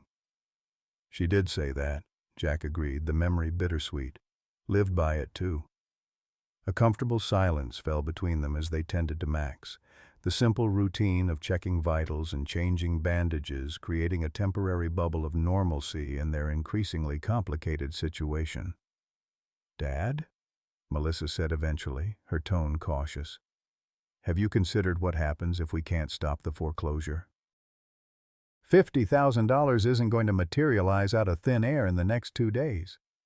Jack had been avoiding this reality, but his daughter's practical question forced him to confront it. I've got some savings, not nearly enough. Could sell some equipment, maybe a few head of cattle, but that's a slow process. What about a loan from another bank? He shook his head. Already tried. No one's interested in financing a ranch that's been operating in the red for 3 years running. Melissa hesitated, then pressed forward. There is one option we haven't discussed. Maxwell's offer, Jack stated flatly. Not accepting it, she clarified quickly. Using it. Stalling him. Jack raised an eyebrow, intrigued despite himself. How so? We tell him we're considering his offer, but need the full 48 hours to decide. That keeps him at bay until the foreclosure deadline. Meanwhile, we document everything about Max, his genetics, the Blackwater brand, all of it, and take it to the FBI. Making him evidence in an active investigation, Jack realized, following her logic, which would prevent Maxwell from getting his hands on him regardless of who owns the ranch. Exactly, Melissa confirmed. It's not a perfect solution, but it buys us time. Before Jack could respond, his cell phone rang, Sheriff Thompson's number on the display. "Mike," he answered. "What's happening?" "Jack," Thompson's voice was tight with urgency. "Just got word from my contact at the FBI. They're expediting the Blackwater investigation. Agents are on their way to your ranch right now to document your bull as evidence." Jack exchanged a startled look with Melissa. "That's good news, right?" "Should be, except for one thing. My deputy just spotted 2 unmarked vehicles parked at the old Jensen property that borders your east pasture. 4 men, dressed in black, looking like they're gearing up for something. Sound like Maxwell's security consultants to you?" A chill ran down Jack's spine. "Probably. He was here earlier, made an offer for Max. When I refused, he mentioned a 48-hour deadline."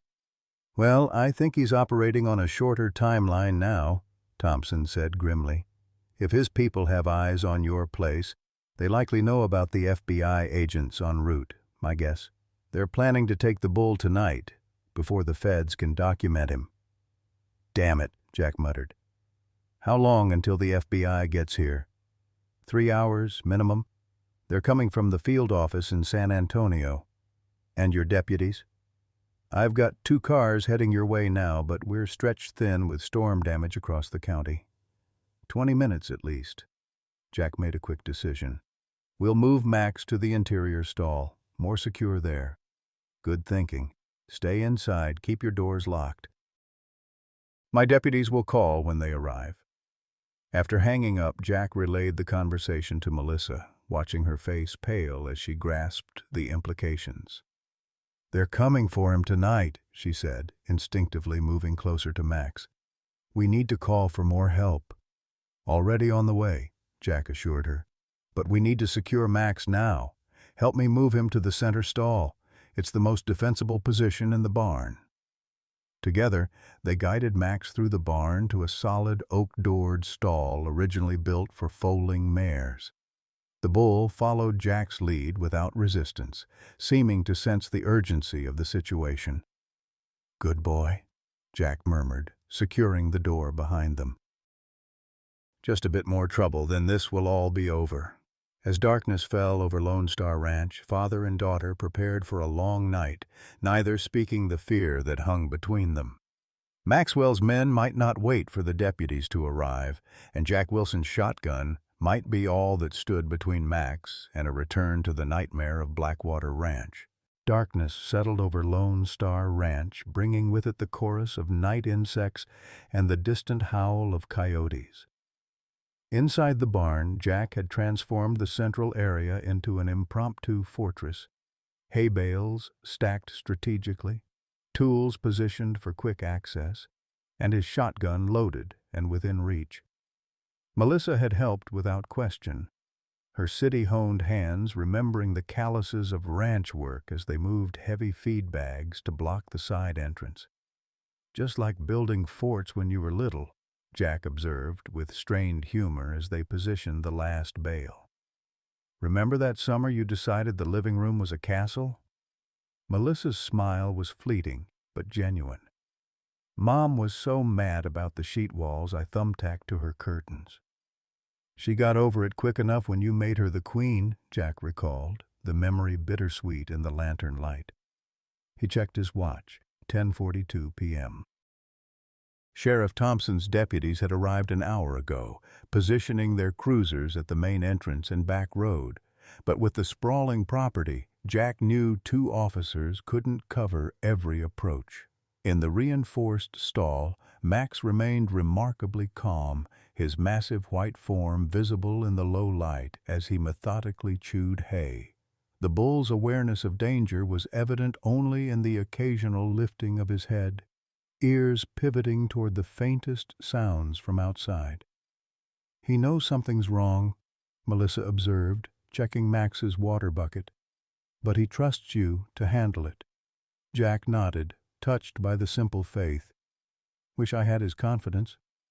"You've earned it," Melissa replied quietly. "He wouldn't be alive without you." Before Jack could respond, his cell phone vibrated. A text message from Deputy Carson at the front gate. "Movement in East Pasture. 2 figures approaching through trees. Sheriff notified. ETA 15 minutes." "They're coming," Jack said, showing Melissa the message. "East Pasture. Same place we spotted the observer earlier." Melissa's professional composure slipped, fear flickering across her face. 15 minutes is too long. We need to—" The sudden crash of breaking glass interrupted her, followed by the distinctive pop and hiss of a smoke canister deploying. Within seconds, white smoke began pouring through the barn's side window. "Smoke screen," Jack said grimly. Years of military training resurging.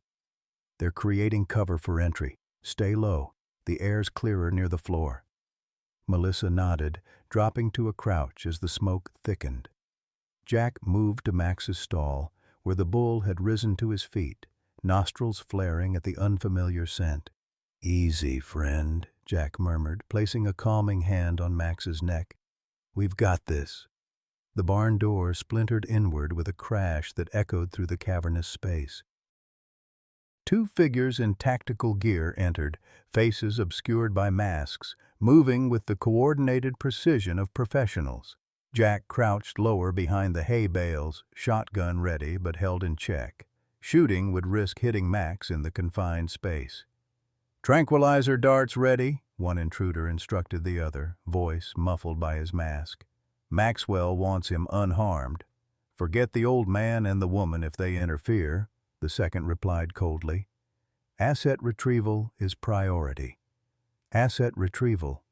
The clinical terminology for stealing Max made Jack's blood boil. These weren't common thieves. They were highly trained operatives treating a living creature like property to be repossessed. The intruders moved deeper into the smoke-filled barn, powerful flashlights cutting through the haze as they searched methodically. Jack signaled Melissa to stay hidden behind the feed storage, then repositioned himself closer to the center stall. If they wanted Max, they'd have to go through him first. "Central area," the lead operative called quietly. "Large stall, reinforced door. That's likely where they've secured the bull." Jack's grip tightened on the shotgun. They were 15 feet away now, advancing cautiously toward Max's position. The moment of confrontation was seconds away when Melissa suddenly stood, medical bag in hand. "Stop right there," she commanded with surprising authority.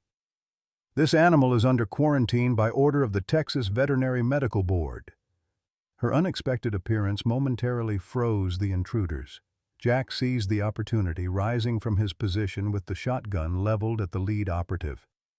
"That's far enough, gentlemen," he stated, voice deadly calm. "You're trespassing on private property." The operatives exchanged glances, clearly reassessing the situation. "We're here on behalf of Maxwell Agriscience," the leader stated, as if this legitimized their forced entry. "To collect company property." "Max isn't property," Jack countered. "He's evidence in a federal investigation. FBI agents are en route as we speak." Something shifted in the lead operative's posture. Uncertainty, perhaps, or recalculation of risk. "Our instructions are clear, Mr. Wilson. The bull comes with us tonight." "Your instructions are about to get you arrested," Melissa interjected. "Sheriff's deputies are already on the property." As if on cue, flashing lights became visible through the barn windows, casting blue patterns across the smoke-filled interior. The distant wail of sirens announced additional law enforcement approaching. The second operative touched his earpiece, listening to some unseen communication. Team 2 reports police at both entrances. Extraction route compromised. The leader made a quick decision. Change of plans. We take the bull now. Use the North Fire Road for extraction. He raised what appeared to be a tranquilizer gun, aiming toward Max's stall. Jack reacted instinctively, firing a warning shot into the rafters. The boom of the shotgun reverberated through the barn, startling Max into a bellowing roar. "Next one won't be a warning," Jack promised, cycling the pump action. For a tense moment, standoff hung in the smoke-filled air. Then, with practiced coordination, the operatives backed toward the splintered door. "This isn't over, Wilson," the leader stated flatly. "Maxwell doesn't take no for an answer." "He's learning today," Jack replied, not lowering the shotgun until both figures had disappeared into the darkness outside. The moment they were gone, Melissa rushed to secure the broken door with a length of chain while Jack called the deputies to report the intruder's direction of escape. When he finished, he found his hands were shaking, not from fear but from a rage so profound it left him breathless. The clinical detachment with which they'd planned to take Max, the casual dismissal of the bull's well-being and Jack's rights, reminded him too much of forces he'd fought against his entire life. "Dad?" Melissa's voice broke through his thoughts. "You okay?" Jack nodded, not trusting his voice immediately.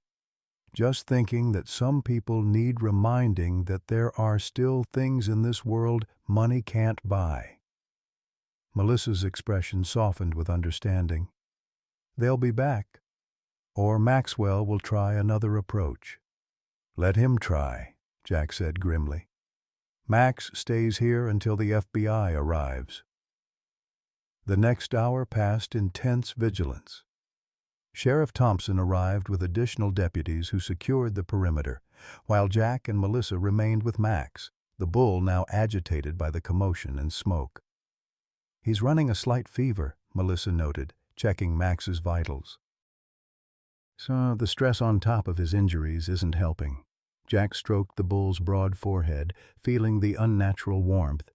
"Hang in there, old friend. Just a few more hours." Around midnight, Thompson entered the barn, his expression grave. "Jack, we've got a situation. My deputies just intercepted a courier from the county courthouse. Emergency filing from First National Bank. They're accelerating the foreclosure to tomorrow morning, 9 a.m. "They can't do that," Jack protested. "I have until Friday." Thompson shook his head.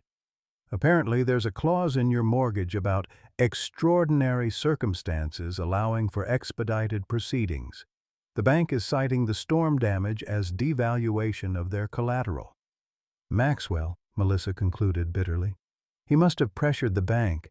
This is about eliminating our legal claim to Max before the FBI arrives." "That's my guess too," Thompson agreed. "But it's all technically legal." "The paperwork is in order." Jack felt the walls closing in. The foreclosure had been bad enough when he had 3 days. Now, with less than 9 hours remaining, the situation seemed impossible. "So at 9 a.m. tomorrow I lose everything, and Maxwell swoops in to claim Max from the bank." "Not if the FBI documents him as evidence first," Thompson reminded him. "They should be here by 2 a.m. Once Max is officially part of a federal investigation, his status is protected regardless of who owns the property." A race against time, then.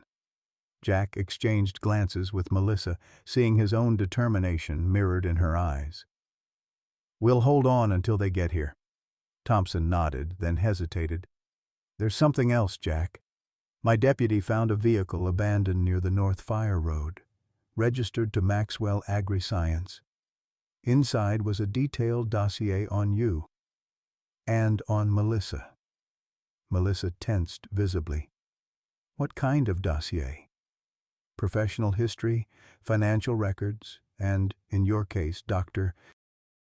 Wilson, documentation of your employment at Blackwater Ranch, including your role as an FBI informant." The revelation landed like a physical blow.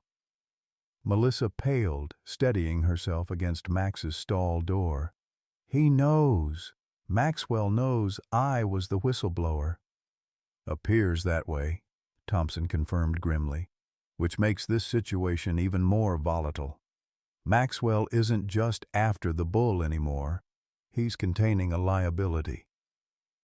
Jack moved protectively closer to his daughter, the full implications sinking in. Mike, we need additional security here. Melissa could be in danger. Already arranged. I've called in officers from neighboring counties. This ranch will be the most secure property in Texas until the FBI arrives. After Thompson departed to coordinate the reinforcements, Jack turned to find Melissa sitting beside Max, her face buried in her hands.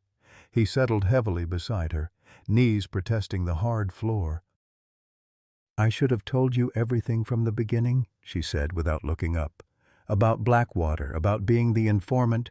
I put you in danger by coming here." "You came to help Max," Jack reminded her gently, "and to come home. Neither of those things was wrong. But now you might lose the ranch because of my history with Maxwell." Jack shook his head firmly. "The ranch was in trouble long before you arrived, and having you here—" He paused, searching for words to bridge the years of estrangement. "It matters more than any piece of land, Melissa. Your mother and I built this place for family, not the other way around." She finally looked up, eyes shining with unshed tears. "I've missed you, Dad. Even when I was angriest. I missed you so much it hurt." "I missed you too, Firefly," he said, using the childhood nickname that had sprung naturally to his lips. "Every single day." The moment of reconciliation was interrupted by Max's restless movement. The bull had risen to his feet, massive head turning toward the barn's main entrance with focused attention, his nostrils flared, testing the air. "Someone's coming," Jack said, instantly alert. He reached for the shotgun, but Melissa placed a restraining hand on his arm. "Wait," she whispered. "Look at Max. He's alert, but not defensive." She was right. The bull's posture showed interest rather than alarm, the same reaction he displayed when recognizing someone familiar. Before Jack could process this observation, the barn door opened, revealing a silhouette backlit by police lights. "Hello? Jack? Melissa?" The voice was female, tentative but determined. Melissa gasped softly. "Dr. Brown? Sarah, is that you?" The veterinarian stepped into the lantern light, medical bag in hand. "Sheriff Thompson called me, said Max might need additional treatment after the stress of tonight's events." She surveyed the makeshift barricade with raised eyebrows. "Looks like I missed some excitement." "That's one word for it," Jack agreed, lowering the shotgun with relief. "Maxwell's men tried to take Max by force." Sarah's expression hardened as she approached the stall. "So the rumors about Maxwell are true. I've heard whispers for years about his operation, but nothing concrete enough to act on." Melissa watched curiously as Max greeted Sarah with unusual familiarity, lowering his massive head for her inspection. "You've treated him before?" "A few times since Jack got him," Sarah confirmed, expertly checking the bull's temperature. "He's an exceptional animal. I've never seen anything like his recovery capacity." She glanced at Jack. "Always wondered how a struggling ranch ended up with what's obviously $1 million bull." "It's a long story," Jack said wearily. "And it's gotten a lot more complicated in the last 24 hours. Sarah administered an anti-inflammatory injection with practiced efficiency, then stepped back to observe Max's reaction. His fever's concerning. Combined with the stress and his previous injuries, he's at risk for systemic inflammatory response." "Can you help him?" Jack asked, unable to keep the worry from his voice. Sarah hesitated, glancing between father and daughter. "I have medication that could help, but—" She seemed to make a decision. "Melissa, could I speak with you privately for a moment? Professional consultation." Melissa followed Sarah to the far corner of the barn, their hushed voices occasionally rising with what sounded like disagreement. Jack remained with Max, whose breathing had grown slightly labored, each exhale carrying a soft groan that twisted Jack's heart. "We're not giving up," he promised the bull quietly. "Whatever it takes, you're staying here. With family." When the veterinarians returned, Sarah's expression was resolved while Melissa looked troubled. "We need to administer a specialized treatment protocol," Sarah announced. "It's experimental, but given Max's unique physiology, it's our best option for stabilizing him until morning." "Experimental how?" Jack asked, instantly suspicious after everything they'd learned about Blackwater's practices. "It's a combination of anti-inflammatory agents specifically developed for rare cattle breeds," Sarah explained, already preparing medications from her bag. "Perfectly safe, just not widely available." Jack looked to Melissa for confirmation.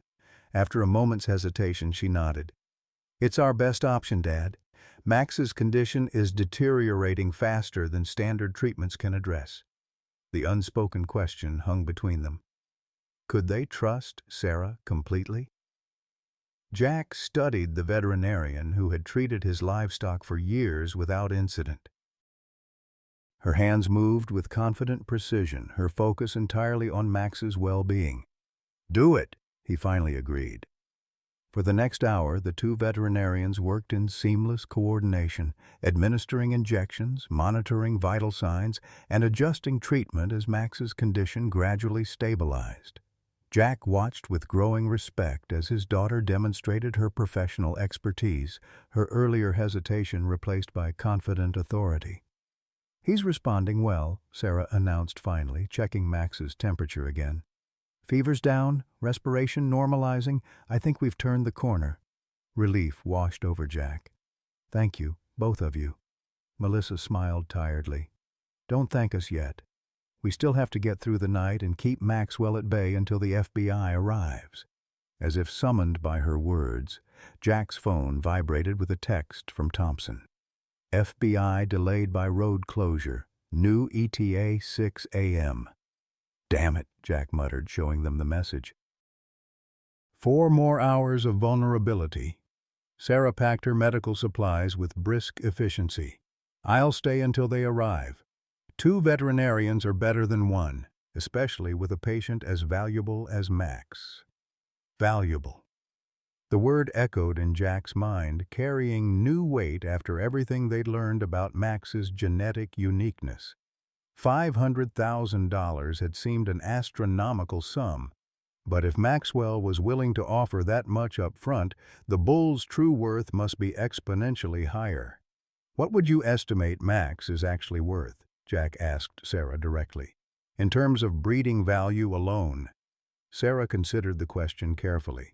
"If he's truly from the King bloodline, with documented genetic markers for enhanced recovery and disease resistance, easily 7 figures, possibly 8, with the right marketing to international breeding programs."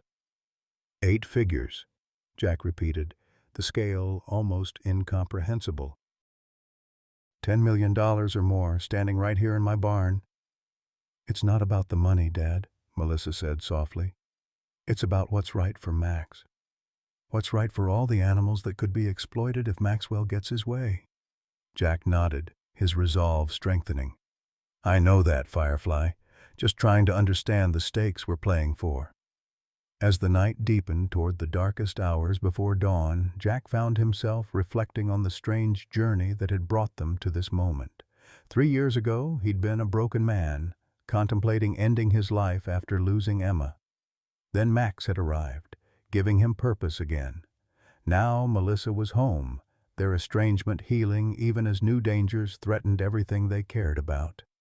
Sarah dozed on a hay bale while Melissa kept watch over Max, leaving Jack alone with his thoughts by the barn door.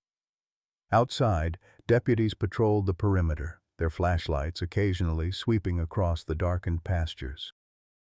The night had grown unnaturally quiet, even the insects falling silent as a heavy fog settled over the land. Jack checked his watch, 3:17 a.m. Less than 6 hours until the accelerated foreclosure, less than 3 until the FBI's expected arrival.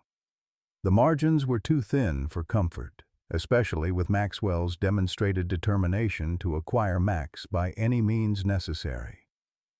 A soft noise from Max's stall drew Jack's attention. The bull had risen to his feet, head raised alertly, nostrils flaring. Something had disturbed him, something neither Jack nor the deputies had detected. "Melissa," Jack called quietly. "Max senses something." Melissa joined him instantly, Sarah waking at the movement. "What is it?" "Not sure yet," Jack replied, moving to the window. The fog had thickened, obscuring visibility beyond 20 yards. The deputy's flashlight beam appeared diffused, a ghostly halo in the mist. Then Jack caught it, a faint, rhythmic vibration more felt than heard. "Helicopter," he identified, veteran's instincts kicking in. "Coming in low, under radar coverage." "Maxwell," Melissa concluded grimly. "He's not waiting for morning." Sarah moved quickly to Max's side. "We need to prepare him for possible transport. If they're coming with a helicopter, they've escalated beyond simple theft." Jack grabbed his phone to alert Sheriff Thompson, but the screen showed no signal. "They're jamming communications," he realized, "cutting us off from the deputies outside." The vibration intensified, the helicopter now close enough that its rotors became audible, a muffled whump, whump, whump through the fog. Jack's military training cataloged the approach. Expensive civilian model, specialized for low-noise operation, the kind used by wealthy private contractors or high-end medical transport. "Melissa, help me with Max," Sarah instructed urgently. "We need to administer a mild sedative, just enough to keep him calm during whatever comes next." As they prepared the injection, Jack moved to the barn door, shotgun ready. The helicopter sound had stopped, indicating it had landed somewhere on the property, likely the south pasture, the only area flat and open enough to accommodate such a craft. "They'll be coming from the south," he told the women. "We've got minutes at most." Sarah finished administering the sedative to Max, her movements practiced, yet hurried. That should keep him manageable without compromising his mobility. "Jack, if they breach the barn, what's our contingency?" The question surprised him, coming from the typically mild-mannered veterinarian. "You sound like you've done this before, Sarah." Something flickered across her face, determination perhaps, or resignation. "Again, a technical violation that will be rendered moot in—" Maxwell checked his watch with theatrical precision. "Approximately 5 hours and 43 minutes. When First National Bank becomes the legal owner of this property and everything on it." Melissa stepped forward, positioning herself protectively near Max's stall. "The FBI will be here before then. Max is evidence in an active investigation." Maxwell's smile didn't reach his eyes. "Ah, Dr. Wilson, the whistleblower returns to the scene. How poetic." His gaze shifted to Sarah, who stood unnaturally still beside Max. "And Dr. Brown, I was wondering when you'd reveal your true allegiances." Jack glanced between Sarah and Maxwell, confusion momentarily overriding his anger. "What's he talking about, Sarah?" The veterinarian's expression remained carefully neutral. "Mr. Maxwell is attempting to create division where none exists." "Dad, it doesn't matter right now. Maxwell is trying to distract us from what's important, keeping Max safe until the FBI arrives." Maxwell sighed with exaggerated patience. "There's been a misunderstanding. I'm not here to take Max, by force. I'm here to make you a final offer, Mr. Wilson, one that acknowledges the full scope of the situation." "Not interested," Jack stated firmly. $2 million, Maxwell announced, as if Jack hadn't spoken. "Cash, transferred immediately to an account of your choosing. Enough to save your ranch, modernize your operations, and secure your family's future for generations to come." The amount hung in the air, its magnitude almost physical. $2 million, 40 times what Jack needed to stop the foreclosure, more money than the Wilson family had seen in 3 generations of ranching. "And in exchange?" Jack asked, voice steady despite the turmoil within. "Max comes with me tonight. You sign a non-disclosure agreement regarding his origins and characteristics. And this unfortunate situation with the FBI investigation resolves itself." "Resolves itself?" Melissa repeated incredulously. "You mean you use your influence to bury evidence of Blackwater's illegal operations?" Again, Maxwell turned to her, expression hardening. "Dr. Wilson, you of all people should understand the practical necessities of scientific advancement. Yes, there were ethical compromises at Blackwater, but the potential benefits of the King program, drought-resistant cattle that could feed millions in developing nations, disease-immune herds that require no antibiotics, surely these outcomes justify some methodological flexibility." "There's nothing flexible about torture," she countered, voice shaking with suppressed anger. "I saw what happened to those animals, what happened to Max. Regrettable but necessary steps in a revolutionary research program," Maxwell dismissed. Jack raised the shotgun again, determination overriding caution. "That's far enough." To everyone's surprise, it was Sarah who stepped between the men and Max, her professional demeanor replaced by steel resolve. "Stop right there. This animal is under veterinary quarantine by order of the Texas Livestock Commission. Removing him constitutes a federal offense." The men hesitated, looking to Maxwell for direction. The businessman's expression darkened further. "Dr. Brown, your contractual obligations to my company are clear. Stand aside." "My professional ethics supersede any contract," Sarah replied firmly. "And unlike some people in this barn, I still have those." The standoff crackled with tension, Maxwell's careful facade crumbling as his plans unraveled. Behind them, Max grew increasingly agitated, the sedative insufficient to completely calm him as he sensed the heightened emotions. "Last chance, Wilson," Maxwell warned. $2 million and a peaceful resolution, or I take the bull by force and you get nothing." Jack's grip tightened on the shotgun. "You're not taking him? Not tonight, not ever." Maxwell's face contorted with rage, the mask of civilized businessman falling away completely. "Take the bull," he ordered his men. "Now!" The armed men advanced, weapons raised.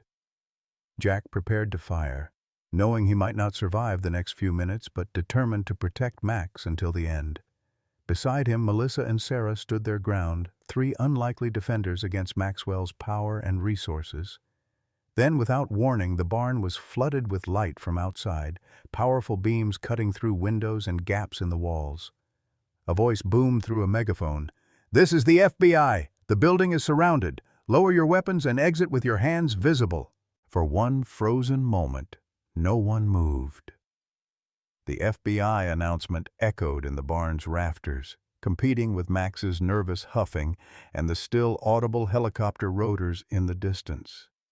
Maxwell's face transformed through a rapid sequence of emotions: shock, calculation, and finally a cold determination that chilled Jack to his core. "This changes nothing," Maxwell stated, his voice lowered but edged with steel. "By the time any charges are filed, the evidence will be gone, witnesses will reconsider their statements, and M7 will be in an undisclosed facility outside U.S. jurisdiction."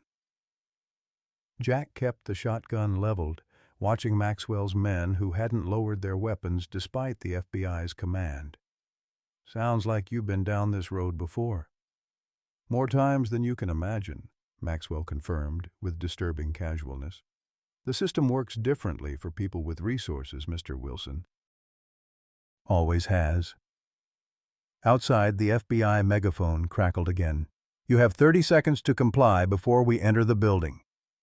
Maxwell sighed as if dealing with an inconvenient scheduling conflict rather than a federal raid. "Plan B, gentlemen," he instructed his men. "Secure the asset. South exit protocol." The armed men moved with practiced efficiency, one covering the main door while the other approached Max's stall with what appeared to be a tranquilizer gun. Jack shifted his aim, but before he could fire, Sarah Brown moved with unexpected speed, injecting something into Max's neck from a syringe she'd concealed in her palm. "What are you doing?" Jack demanded, momentarily confused by the veterinarian's actions. "Trust me," Sarah replied, stepping away from the bull as Maxwell's man reached the stall door. What happened next occurred so quickly that Jack would later struggle to recall the exact sequence. Max, previously sedated and manageable, suddenly reared up with a bellow that shook dust from the rafters. The massive bull charged the stall door, splintering wood as if it were kindling. Maxwell's man barely escaped being trampled, scrambling backward as 2,000 pounds of enraged Brahmin burst into the central barn area. "What the hell did you give him?" Melissa shouted to Sarah over the chaos. "Adrenaline antagonist," Sarah replied, pulling both women behind a row of hay bales. "Counteracts the sedative and then some. Get down." Jack had already dropped to the floor as Max thundered past, the bull's focus entirely on Maxwell and his men. Years of mistreatment at Blackwater seemed channeled into this moment of reckoning as Max lowered his massive horned head and charged directly at his former tormentor. Maxwell's eyes widened in genuine fear, perhaps for the first time in decades. He turned to run but slipped on the straw-covered floor, falling heavily as Max closed the distance with frightening speed. The armed men fired their weapons, tranquilizer darts, not bullets, but in their panic both missed the charging bull. At the last possible second, Jack found his voice. "Max, stop!" Incredibly, impossibly, the bull did, hooves sliding on the barn floor, massive body quivering with restraint, stopping mere inches from the cowering Maxwell. Max's breath came in great huffing clouds, his dark eyes fixed on the man who had authorized his suffering, waiting for something. The barn doors burst open as FBI agents flooded in, weapons drawn, shouting commands that faded to stunned silence at the tableau before them. A massive white bull standing over a terrified old man in an expensive suit, while Jack Wilson held everyone frozen with nothing but his voice. "This is absurd," Maxwell protested, some of his arrogance returning once the immediate danger had passed. "I'm a respected agricultural innovator, not some common criminal. One phone call to the governor will end this charade." The FBI agent smiled thinly. "Feel free to make that call, Mr. Maxwell, but you should know that Governor Richards is particularly interested in your case, especially after receiving documentation about certain campaign contributions tied to Blackwater Ranch shell companies." Maxwell's face drained of color as the implications sank in. For the first time, he seemed to realize that his usual escape routes might be closed. As the agents led Maxwell and his men outside, Melissa approached the lead agent, her professional demeanor firmly in place despite the night's chaos. "Agent Reeves. Special Agent Diana Reeves. Agent Reeves, I'm Dr. Melissa Wilson. I was one of the original whistleblowers on the Blackwater case." Recognition flashed across Reeves' face. "Dr. Wilson, your documentation was instrumental in reopening this investigation. We've been trying to locate you for weeks." Melissa gestured toward Max, now standing calmly beside Jack. "I came home when I heard about Max. He was one of the primary test subjects I documented at Blackwater, designated M7 in their records." Reeves studied the magnificent bull with newfound interest. "So this is the missing link. Our forensic accountants traced millions in research funding to the M-Series program, but all the test subjects supposedly disappeared after the raid." "Not disappeared," Jack corrected. "Hidden. I bought Max at auction 3 years ago, not knowing what he was. Just knew he needed help." Sarah Brown stepped forward, adding unexpected context. "Maxwell's organization has been tracking the dispersed Blackwater animals for years. I was contracted to report any unusual livestock that came through my practice. Jack turned to her, hurt and betrayal evident in his expression. So Maxwell was telling the truth. You were working for him all along. Sarah met his gaze directly. Initially, yes, my fellowship created obligations I couldn't easily break. But Jack, I never reported Max to them. When I recognized what he was during that first treatment visit, I made a choice to protect him, and you. Why? Jack asked simply. Because I saw how you treated him, how he responded to you. Sarah's professional composure softened. In 20 years of veterinary practice, I've never witnessed the kind of bond you two formed. It was healing for both of you. I couldn't bring myself to destroy that. Reeves watched this exchange with the calculating eyes of an experienced investigator. Dr. Brown, your testimony regarding Maxwell's tracking operation would be extremely valuable to our case. Sarah nodded, resignation and relief mingling in her expression. I'll tell you everything I know. It's time this ended. As dawn broke over Lone Star Ranch, the night's drama gradually transitioned into methodical procedure. FBI evidence technicians photographed and documented Max's identifying characteristics, paying particular attention to the Blackwater brand and his distinctive genetic markers, visible in his unusual coloration and physical structure. Veterinary specialists took blood samples and biopsies, creating a comprehensive profile that would serve as key evidence in the case against Maxwell. Jack watched from the barn doorway, exhaustion settling into his bones as the adrenaline of the night's events faded. Beside him, Melissa leaned against his shoulder, their estrangement seemingly dissolved in the crucible of shared crisis. "What happens now?" she asked softly.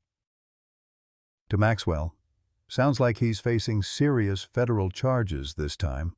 Without his influence to quash the investigation, Blackwater's secrets are finally coming to light. I meant to us, to Max. The foreclosure is still happening in a few hours. Jack sighed heavily, the weight of reality returning. Despite the night's victories, the bank would still take possession of Lone Star Ranch at 9 a.m.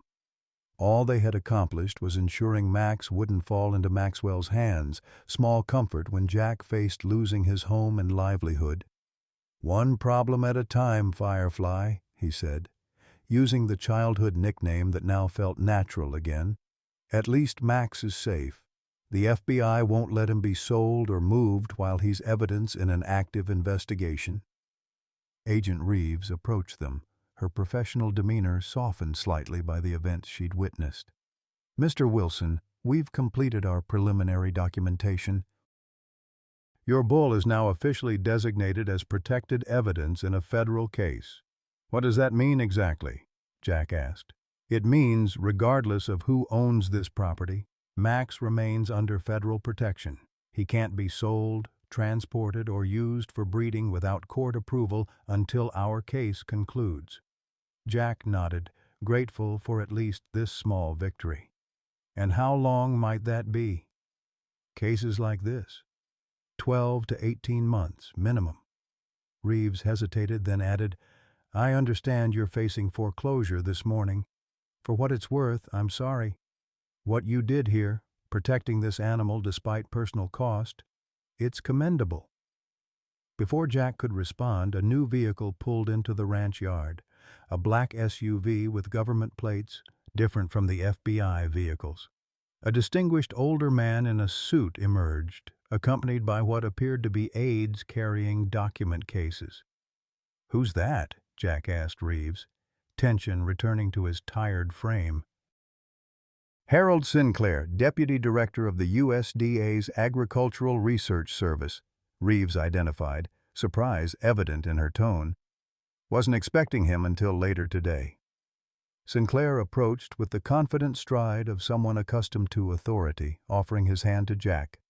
"Mr. Wilson, Harold Sinclair, USDA, I understand you've had quite a night." "You could say that," Jack acknowledged, shaking the offered hand with ingrained politeness despite his wariness. I've been briefed on the situation, Sinclair continued, glancing toward the barn where Max was still being examined. The animal in question, Max, I believe you call him, represents a significant scientific resource that was developed in part with federal research grants. Jack's guard immediately went up. He's not a resource. He's a living creature who's been through hell already. Sinclair raised a placating hand. Poor choice of words, my apologies. What I'm trying to explain is that the USDA has a vested interest in both Max's welfare and the valuable genetics he carries.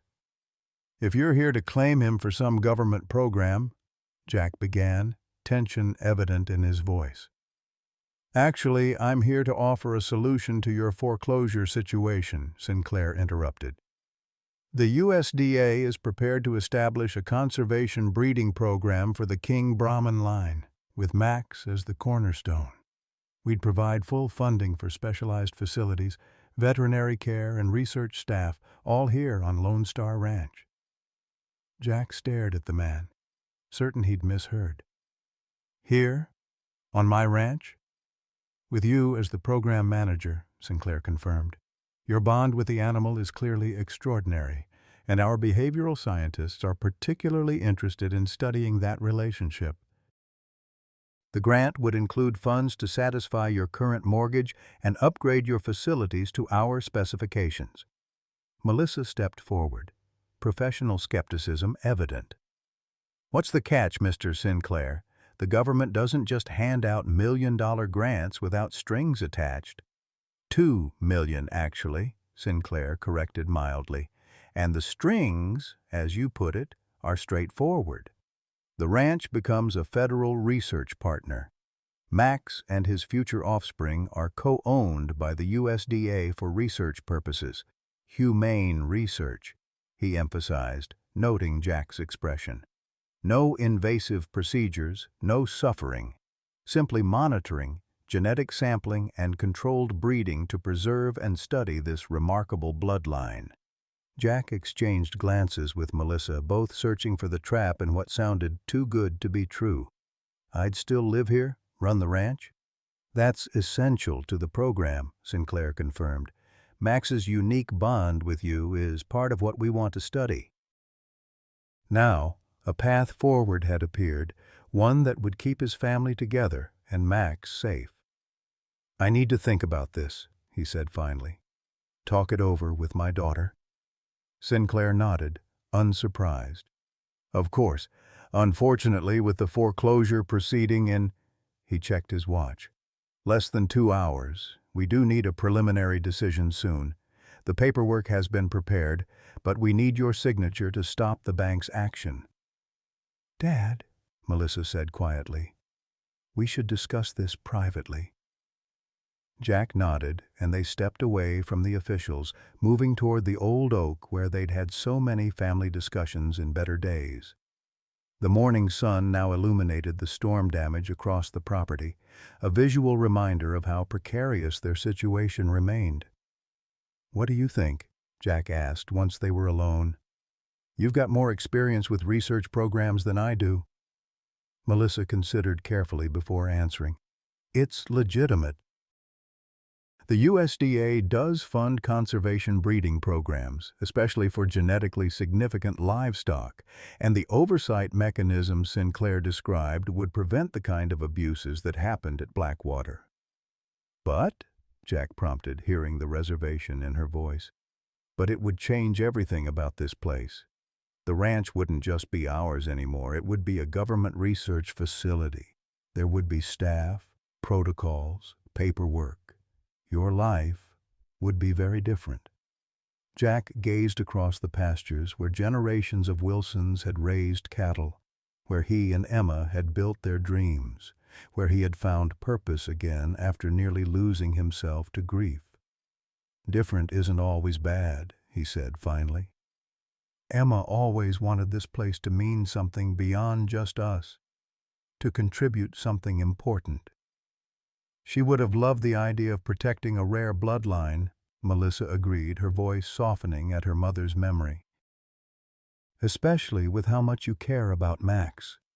Jack turned to his daughter, seeing the woman she'd become during their years apart, confident, principled, and so much like her mother it almost hurt to look at her. "What about you? The offer included you, but your life is in Houston now." Melissa gazed toward the barn where Max was still being examined. "Actually, I've been thinking about a change. My lease is up next month and the clinic where I work was just bought by a corporate veterinary chain. The timing might be perfect for something new." Hope flared in Jack's chest, so unexpected and powerful that it momentarily took his breath away. "You'd consider coming back? Working here?" "I'd consider it," she said carefully, though her smile betrayed her emotions.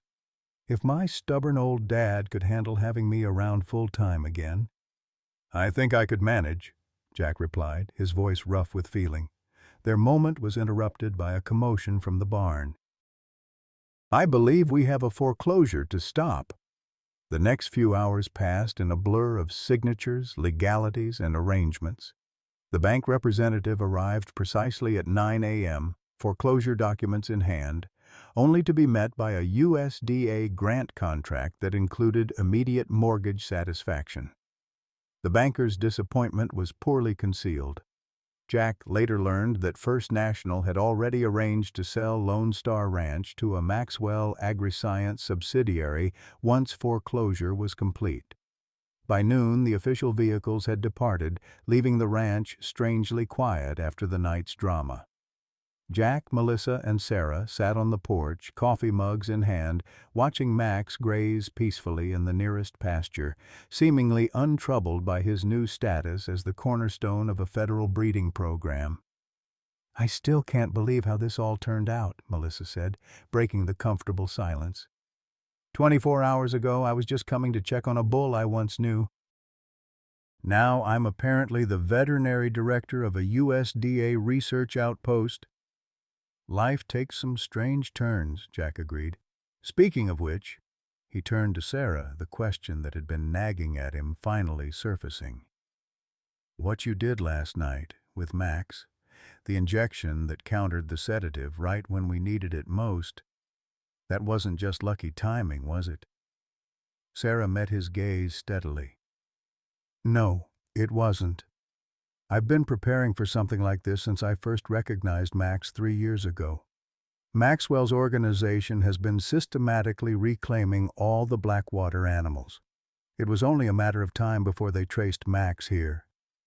So, all those treatments, the special medications you always seem to have on hand for him, partly legitimate veterinary care, partly preparing for this eventuality," Sarah admitted. "I developed counteragents for all the standard tranquilizers Maxwell's teams use. Last night's confrontation was inevitable. I just made sure we had an ace up our sleeve when it happened." Jack absorbed this revelation, reevaluating 3 years of interactions with the veterinarian. "Why didn't you just tell me the truth from the beginning?" "Would you have believed me?" Sarah asked reasonably. "That your newly purchased bull was actually a multi-million-dollar genetic specimen from an illegal research facility being hunted by one of the most powerful men in agricultural biotechnology?" Put that way, it did sound rather far-fetched. Jack conceded the point with a nod. "Besides," Sarah continued, "the less you knew, the safer you were. Maxwell's organization doesn't hesitate to eliminate complications." Melissa leaned forward, curiosity evident. "But you were working for Maxwell, at least initially. What changed?" Sarah's professional composure slipped slightly, revealing something more vulnerable beneath. "I saw what they were doing to the animals at Blackwater through the data I received. The suffering disguised as science. It violated everything I believe as a veterinarian." She glanced toward Max, grazing peacefully in the distance. "And then I met him, M7 Max, and saw how he'd formed this extraordinary bond with Jack despite everything humans had done to him. It just changed something in me." "Redemption," Jack said quietly. "He seems to inspire that in people." "He does," Sarah agreed, "which is why the USDA program is the perfect solution. Max remains here, with you, while his genetics help create a new generation of cattle that could genuinely improve global food security, ethically, humanely, the way it always should have been done. The three sat in companionable silence, watching Max graze in the morning sunlight. Despite his size and power, so dramatically demonstrated during Maxwell's confrontation, there was a gentleness to the bull that defied his traumatic past. Jack found himself reflecting on the strange journey that had brought them to this moment, a chance purchase at an auction, a bond formed through shared brokenness, and now a future neither could have imagined. The USDA team arrives next week to begin facility upgrades, Melissa noted, reviewing the documents Sinclair had left. They're starting with the eastern pasture for the breeding program infrastructure. Plenty of time to fix the storm damage first, Jack replied, surveying the fallen trees and damaged roofs with new eyes, no longer insurmountable financial burdens, but simply tasks to be completed now that the ranch's future was secure. I should get going, Sarah said, rising from her chair. Other patients waiting, and I've got a statement to prepare for the FBI about Maxwell's tracking operation. Jack stood as well, extending his hand. Thank you, Sarah, for everything. Even the parts I'm still trying to understand. She took his hand, professional demeanor briefly giving way to genuine emotion. Max was lucky to find you, Jack. We all were. After Sarah departed, Jack and Melissa remained on the porch, the weight of the past 24 hours settling around them like a physical presence. So much had changed. Their relationship, the ranch's purpose, Max's future. Yet something fundamental had been restored, a family connection Jack had feared was lost forever. So, Jack said finally, you really thinking about moving back to the ranch? It won't be the same place you grew up. Government researchers, breeding programs. Hardly the quiet life. Melissa smiled, the expression reminding him so much of Emma that it squeezed his heart. When has life on this ranch ever been quiet? Besides, someone needs to make sure these USDA scientists treat Max with the respect he deserves. And your life in Houston? Your practice? My life has always been here, Dad, she said simply. I just needed some time away to realize it. Jack nodded, understanding exactly what she meant. They watched as Max raised his massive head, seeming to sense their attention. The bull gazed toward the porch for a long moment, then returned to grazing with the serene confidence of a creature that had finally found safety after a lifetime of uncertainty. He knows, doesn't he, Melissa observed, that everything's changed. He's always been smarter than most people give him credit for, Jack agreed. Probably smarter than most people, period. As the afternoon light bathed Lone Star Ranch in golden hues, Jack Wilson felt something he hadn't experienced in years. Peace. Not just the absence of crisis, but the positive presence of rightness, of things falling into their proper places. The ranch would continue, transformed but unbroken. His daughter was home. Max was safe. And somewhere, Jack was certain, Emma was smiling. 1 year later, Lone Star Ranch bore little resemblance to the struggling operation that had nearly faced foreclosure.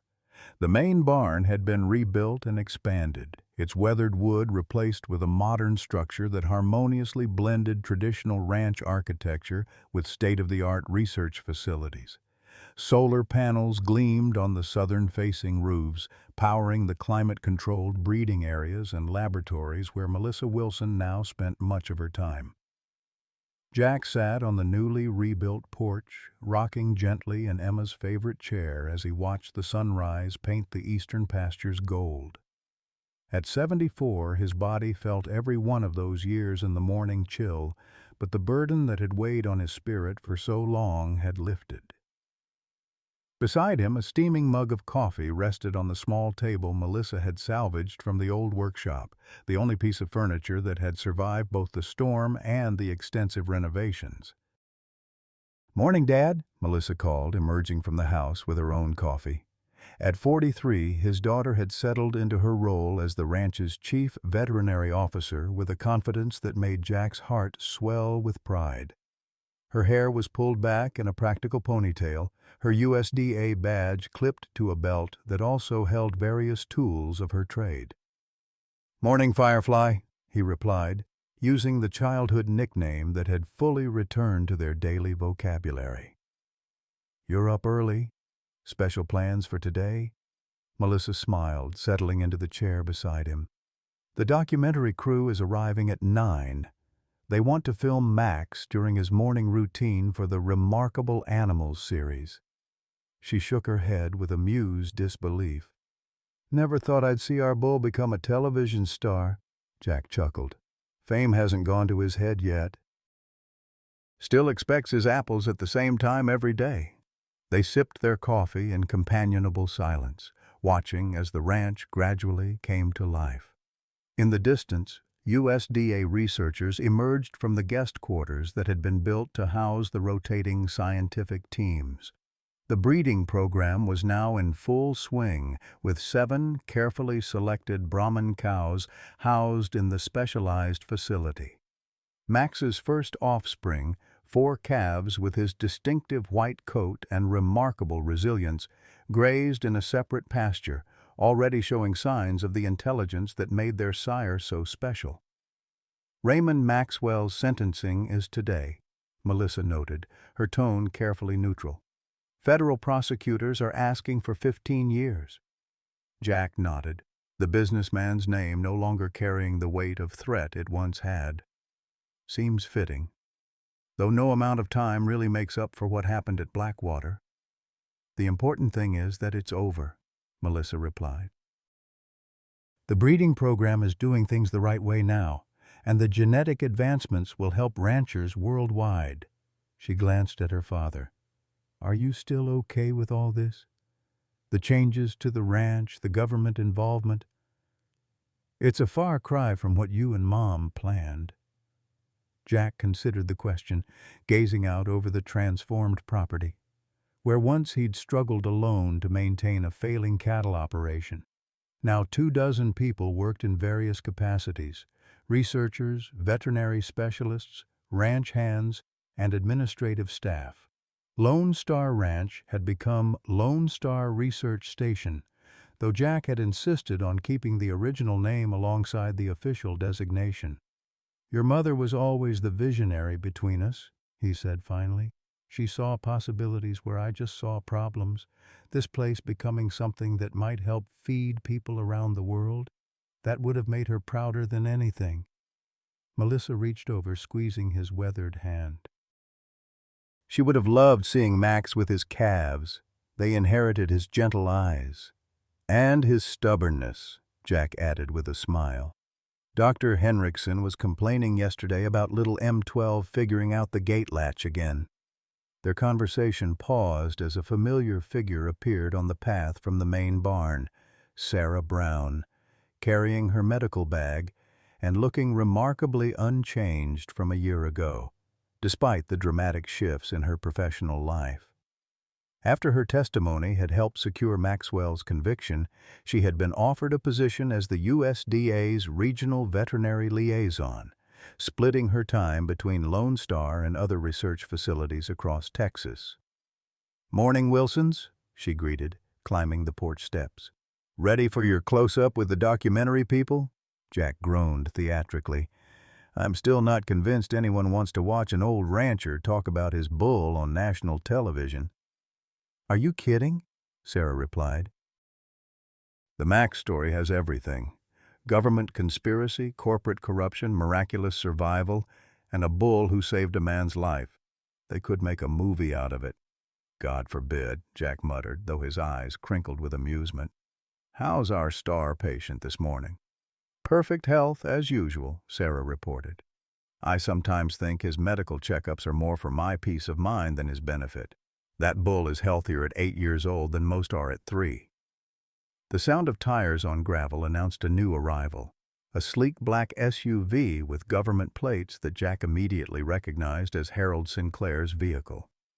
The USDA Deputy Director visited quarterly to review the program's progress, his initial professional interest in the project having evolved into genuine enthusiasm for Max and his offspring. "Looks like the whole supervisory committee is gathering," Melissa observed. "Must be something important on today's agenda." Jack rose from his rocker, body protesting but spirit willing.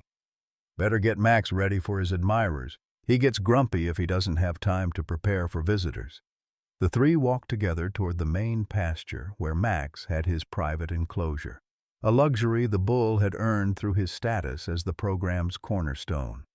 As they approached, the magnificent animal raised his head, immediately recognizing Jack and moving toward the fence with purpose in his stride. "Morning, old friend," Jack greeted, reaching over to scratch the spot between Max's ears that always made the bull lean into his touch. "Got some company coming today. Think you can behave for the cameras?" Max huffed softly, dark eyes intelligent and assessing as Sarah and Melissa conducted their morning check of his condition. At 8 years old, he was in his prime, his white coat gleaming in the morning sun, his massive frame carrying not an ounce of excess weight despite the pampered lifestyle he now enjoyed. "Mr. Wilson," Harold Sinclair called, approaching with his characteristic energetic stride. Though nearing 60, the USDA official moved with the enthusiasm of someone half his age, especially when visiting Lone Star. "Good morning. Perfect timing. I was hoping to catch all of you before the documentary crew arrives." Jack shook the offered hand, noting the unusual excitement in Sinclair's manner. "Something special on the agenda today, Harold?" "You could say that," Sinclair confirmed, gesturing toward the SUV where his assistant was retrieving a leather portfolio.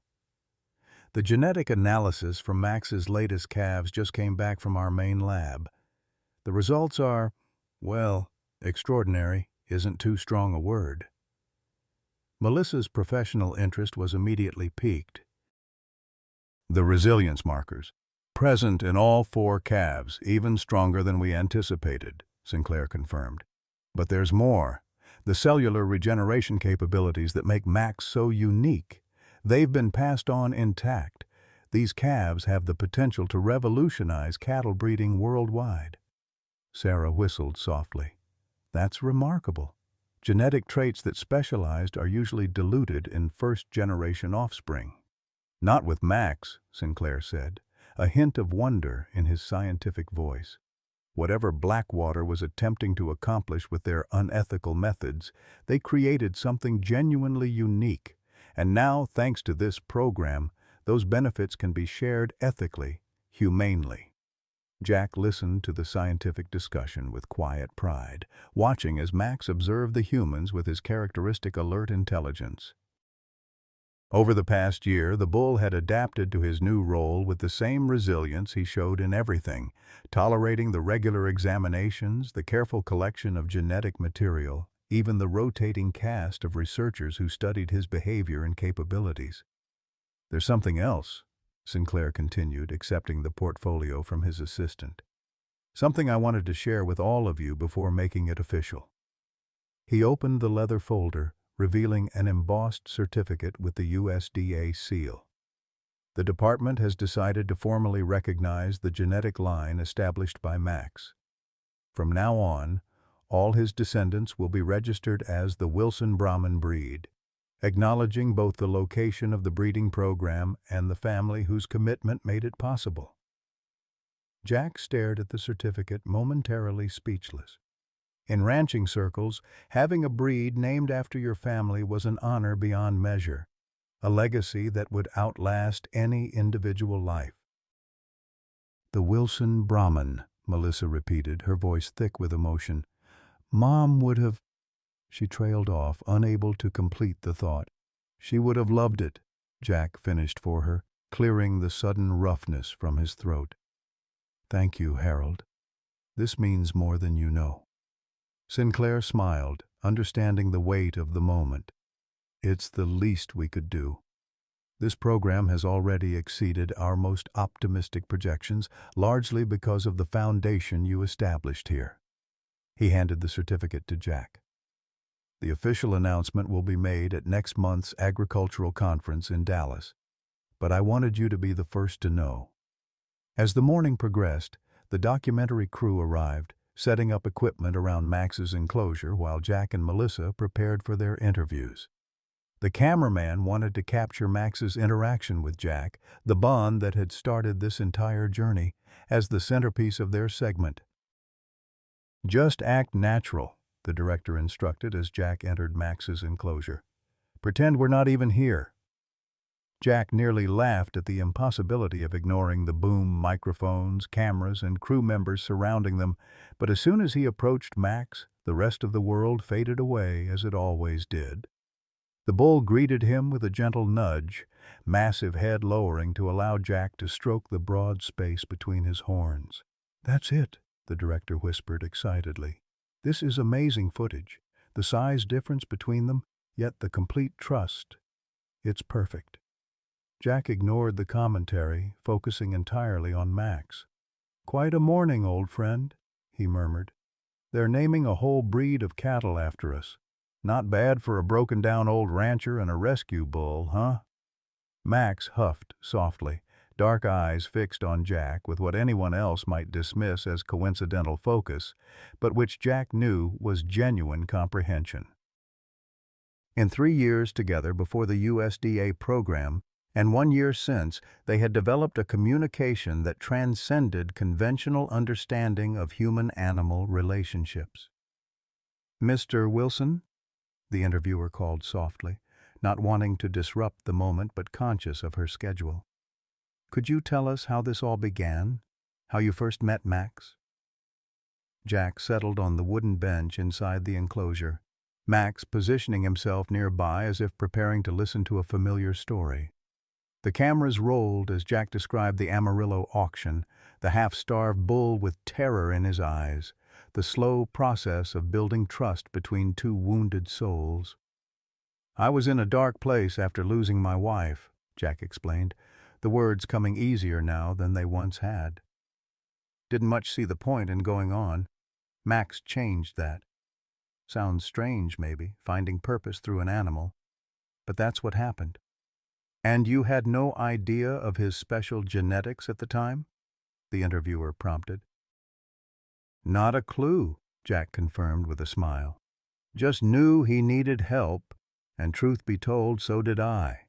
Everything else, the USDA program, the breeding initiative, even stopping Maxwell, that all came later. It started with something simpler." "Which was?" Jack glanced at Max, who was watching him with those intelligent dark eyes. "Connection. Finding something to care about again. Something that mattered." The interview continued, covering the dramatic events of the previous year. Maxwell's attempted theft of Max, the FBI raid, the establishment of the breeding program.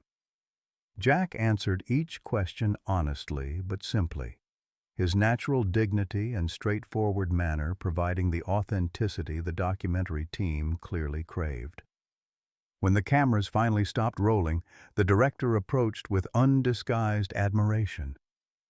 "Mr. Wilson, that was perfect. Absolutely perfect.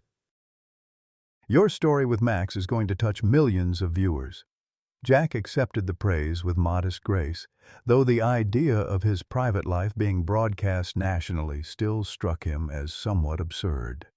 As the crew packed their equipment, he remained in the enclosure with Max, enjoying a moment of quiet after the morning's excitement. Melissa joined them, slipping through the gate with the easy confidence of someone who had earned the massive bull's complete trust. "You were great, Dad. A natural on camera." "Felt like a fool," Jack admitted. "All this fuss over an old man and his bull." "It's more than that, and you know it," Melissa countered gently.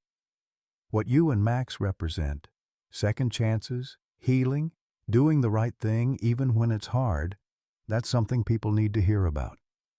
Jack couldn't argue with her logic, though he still felt uncomfortable with the attention. He watched as Max ambled to the water trough, the sunlight catching his white coat in a way that seemed almost luminous. "The Wilson Brahmin," he said quietly, testing the sound of it. Your mother would have been so proud, Melissa. Not just of the name, but of what you've accomplished here. The research you're doing, the standards you've set for ethical treatment. Melissa's eyes glistened. I couldn't have done any of it without you, Dad.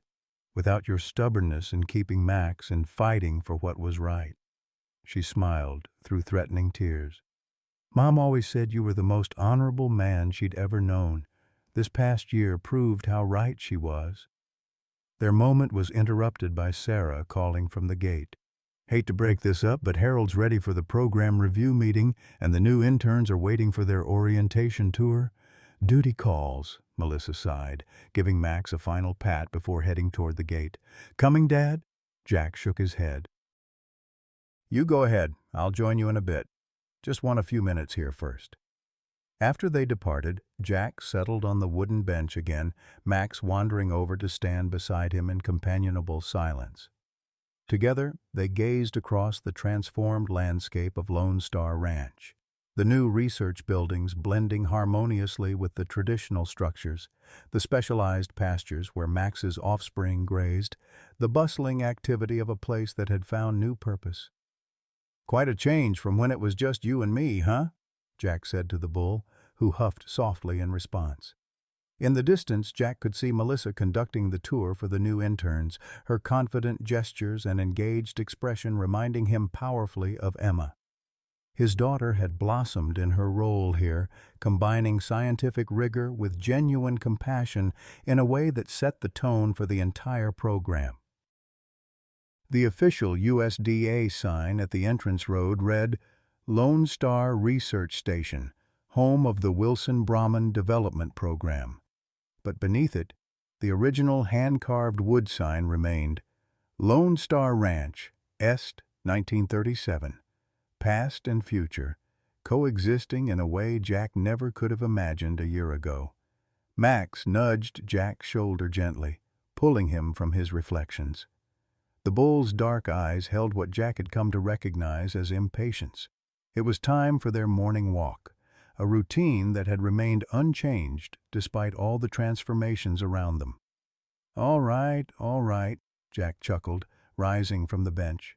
Some things never change, do they? Still keeping me on schedule. He opened the enclosure gate, and Max followed without restraint. A 2,000-pound bull walking freely beside a 74-year-old man, a sight that still caused new visitors to stop and stare. Their path took them along the eastern fence line, away from the research activities, and toward the quieter corners of the property, where ancient oak trees provided shade from the strengthening Texas sun. They stopped at Emma's favorite spot, a gentle rise overlooking the creek where wildflowers bloomed in riotous color. Jack had placed a simple bench there years ago, and now he settled onto it while Max grazed contentedly nearby. Well, Emma, Jack said quietly, as he often did when visiting this place, you should see what's happening at the ranch now. They're naming a whole breed of cattle after us. The Wilson Brahman. He shook his head, still amazed by the morning's news. Not bad for a couple of kids from Montgomery County who just wanted to raise some cows, huh?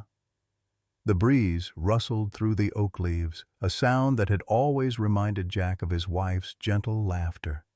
Max raised his head, seeming to listen as well, before returning to his methodical grazing. Melissa's home for good now, running the whole veterinary side of the program. You'd be so proud of her, Emma. She's got your backbone and your heart, both at once. Jack fell silent, watching as a pair of monarch butterflies danced above the wildflowers. Emma had loved butterflies, had planted specific flowers to attract them to this very spot. Even now, years after her passing, the legacy of her careful gardening continued to bear fruit. Legacy. The word settled in Jack's mind with new resonance. The Wilson Brahman would continue long after he was gone, carrying something of their family's values into the future: resilience, adaptability, the capacity to thrive despite adversity. All the qualities Emma had embodied and instilled in their daughter, Max wandered back to the bench, settling his massive frame beside it with the peculiar delicacy he often displayed around Jack. The bull's presence was comforting, a reminder that some connections transcended ordinary understanding. "You know what's funny, Emma?" Jack continued his one-sided conversation. "A year ago, I thought I was fighting to save the ranch for your memory. Turns out, I was really fighting for something else, for Max, for Melissa, for the chance to build something new. You always said I was too stuck in my ways." He smiled at the memory. Guess an old dog can learn new tricks after all. As the morning sunlight strengthened, Jack reluctantly rose from the bench. The program review meeting would be starting soon, and despite his unofficial emeritus status, he knew his input was still valued, particularly regarding Max's care and handling. "Come on, friend," he said to the bull. "Time to go be important scientific specimens again." They made their way back toward the research facilities, moving at the unhurried pace that suited them both. As they approached, Jack could see Melissa waiting at the main gate, clipboard in hand, but eyes watchful for their return. "There you are," she called as they drew near. "Harold's about to present the 6-month projection for the breeding program. Thought you might want to hear it." "Wouldn't miss it," Jack replied, patting Max's neck before guiding him back to his enclosure. "The star of the show needs his rest anyway. Been a busy morning for him, what with becoming a TV celebrity and having a breed named after him." Melissa laughed, the sound so like Emma's that it momentarily caught Jack off guard. "He's handling fame better than you are, Dad." "That's because he doesn't have to sit through meetings," Jack grumbled good-naturedly, securing the enclosure gate after Max had entered. As they walked toward the conference room, Melissa slipped her arm through her father's, a gesture of affection that had returned to their relationship over the past year. "I was thinking," she said casually, "about Mom's birthday next month. What if we planted that memorial garden we talked about, the one with all her favorite flowers?" "By the old oak?" Jack asked, immediately visualizing the spot. "Exactly there.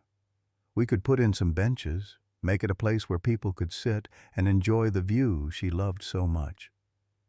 Jack nodded, throat suddenly tight with emotion. "She'd like that, being part of the new version of this place." "She already is, Dad," Melissa said softly. "In everything we do here, in every decision we make about how to move forward ethically, in how we treat the animals, especially Max." As they entered the research building, several USDA scientists greeted them with the easy familiarity that had developed over months of collaboration. Jack Wilson was no longer just the owner of the property where they worked. He was a respected colleague whose practical knowledge and intimate understanding of Max had proven invaluable to the program. The meeting room was filled with charts, genetic diagrams, and projection models that would have been incomprehensible to Jack a year ago.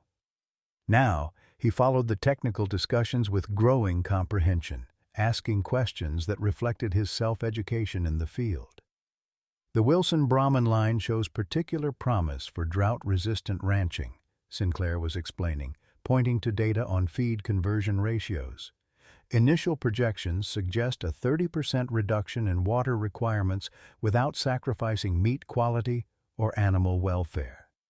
And the temperature adaptation capabilities are even more impressive," added Dr. Henriksen, the program's genetic specialist. "These cattle could thrive in regions currently considered marginal for beef production." Jack listened with quiet pride, occasionally catching Melissa's eye across the table. This was their legacy taking shape, not just a cattle breed bearing their name, but a potential solution to challenges facing ranchers worldwide. It was so much more than he had ever imagined possible when he'd purchased a half-starved bull at a clearance auction 3 years ago. When the meeting concluded, Sinclair approached Jack with another surprise. "The department is planning a small ceremony for next week when the Wilson-Brahman registry becomes official.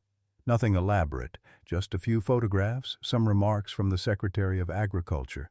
We'd like you and Melissa to be front and center, of course. And Max? Jack asked, knowing what his bull would expect. Sinclair chuckled. Wouldn't dream of excluding him. He's the foundation of everything we're doing here. As the afternoon sun began its westward descent, Jack found himself once again on the porch of the main house, the day's activities finally complete. Melissa joined him, carrying 2 glasses of iced tea, Emma's special recipe that their daughter had perfected over the past year. "Quite a day," she observed, settling into the chair beside his. "Quite a year," Jack amended, accepting the tea gratefully. "Sometimes I still can't believe all that's happened. How close we came to losing everything, and now—" He gestured toward the thriving research station that Lone Star Ranch had become. "And now we're making a difference," Melissa completed his thought. "Just like Mom always wanted." They sat in companionable silence, watching as the research staff completed their daily routines. In the main pasture, Max stood at the fence, his white coat glowing in the late afternoon light, dark eyes seemingly fixed on the porch where Jack and Melissa sat. "He's watching us," Melissa noted with a smile, "making sure we're okay." Jack nodded, raising his glass slightly in acknowledgement of the bull's attention. "That's Max, always keeping an eye on his people." As the sun dipped toward the horizon, painting the Texas sky in spectacular oranges and purples, Jack Wilson felt a profound sense of rightness settle over him. The past year had brought challenges and changes beyond anything he could have imagined, yet through it all the essential truth remained. Family, both blood and chosen, was what mattered most. In the distance, Max lowered his massive head to graze, secure in the knowledge that his people were safe, his home was protected, and his legacy would continue for generations to come. Like Jack himself, the bull had found an unexpected second act, not just survival but purpose, not just existence but meaning. And in the gentle Texas evening, that seemed like more than enough for anyone, human or animal, to ask of life. In life's later chapters, we often find our greatest purpose when least expected. Jack Wilson, at 73, faced losing everything: his ranch, his identity, his connection to his late wife Emma's dreams. But through an extraordinary bond with Max, a remarkable bull who needed him as much as he needed Max, Jack discovered that second acts can be even more meaningful than first ones. When his estranged daughter Melissa returned home, healing old wounds became possible, not despite their challenges, but because of them. Jack's story reminds us that it's never too late to rebuild what matters most: family connections, purposeful work, and the courage to stand for what's right, regardless of cost. The Wilson Brahman legacy wasn't just about cattle genetics, it was about finding meaning when the path seemed darkest, about creating something that would outlast one lifetime. Have you experienced an unexpected second chapter that brought new purpose to your life? What legacy, beyond material possessions, do you hope to leave for future generations? Share your story in the comments below. Your journey might be exactly what someone else needs to hear today to find their own path forward.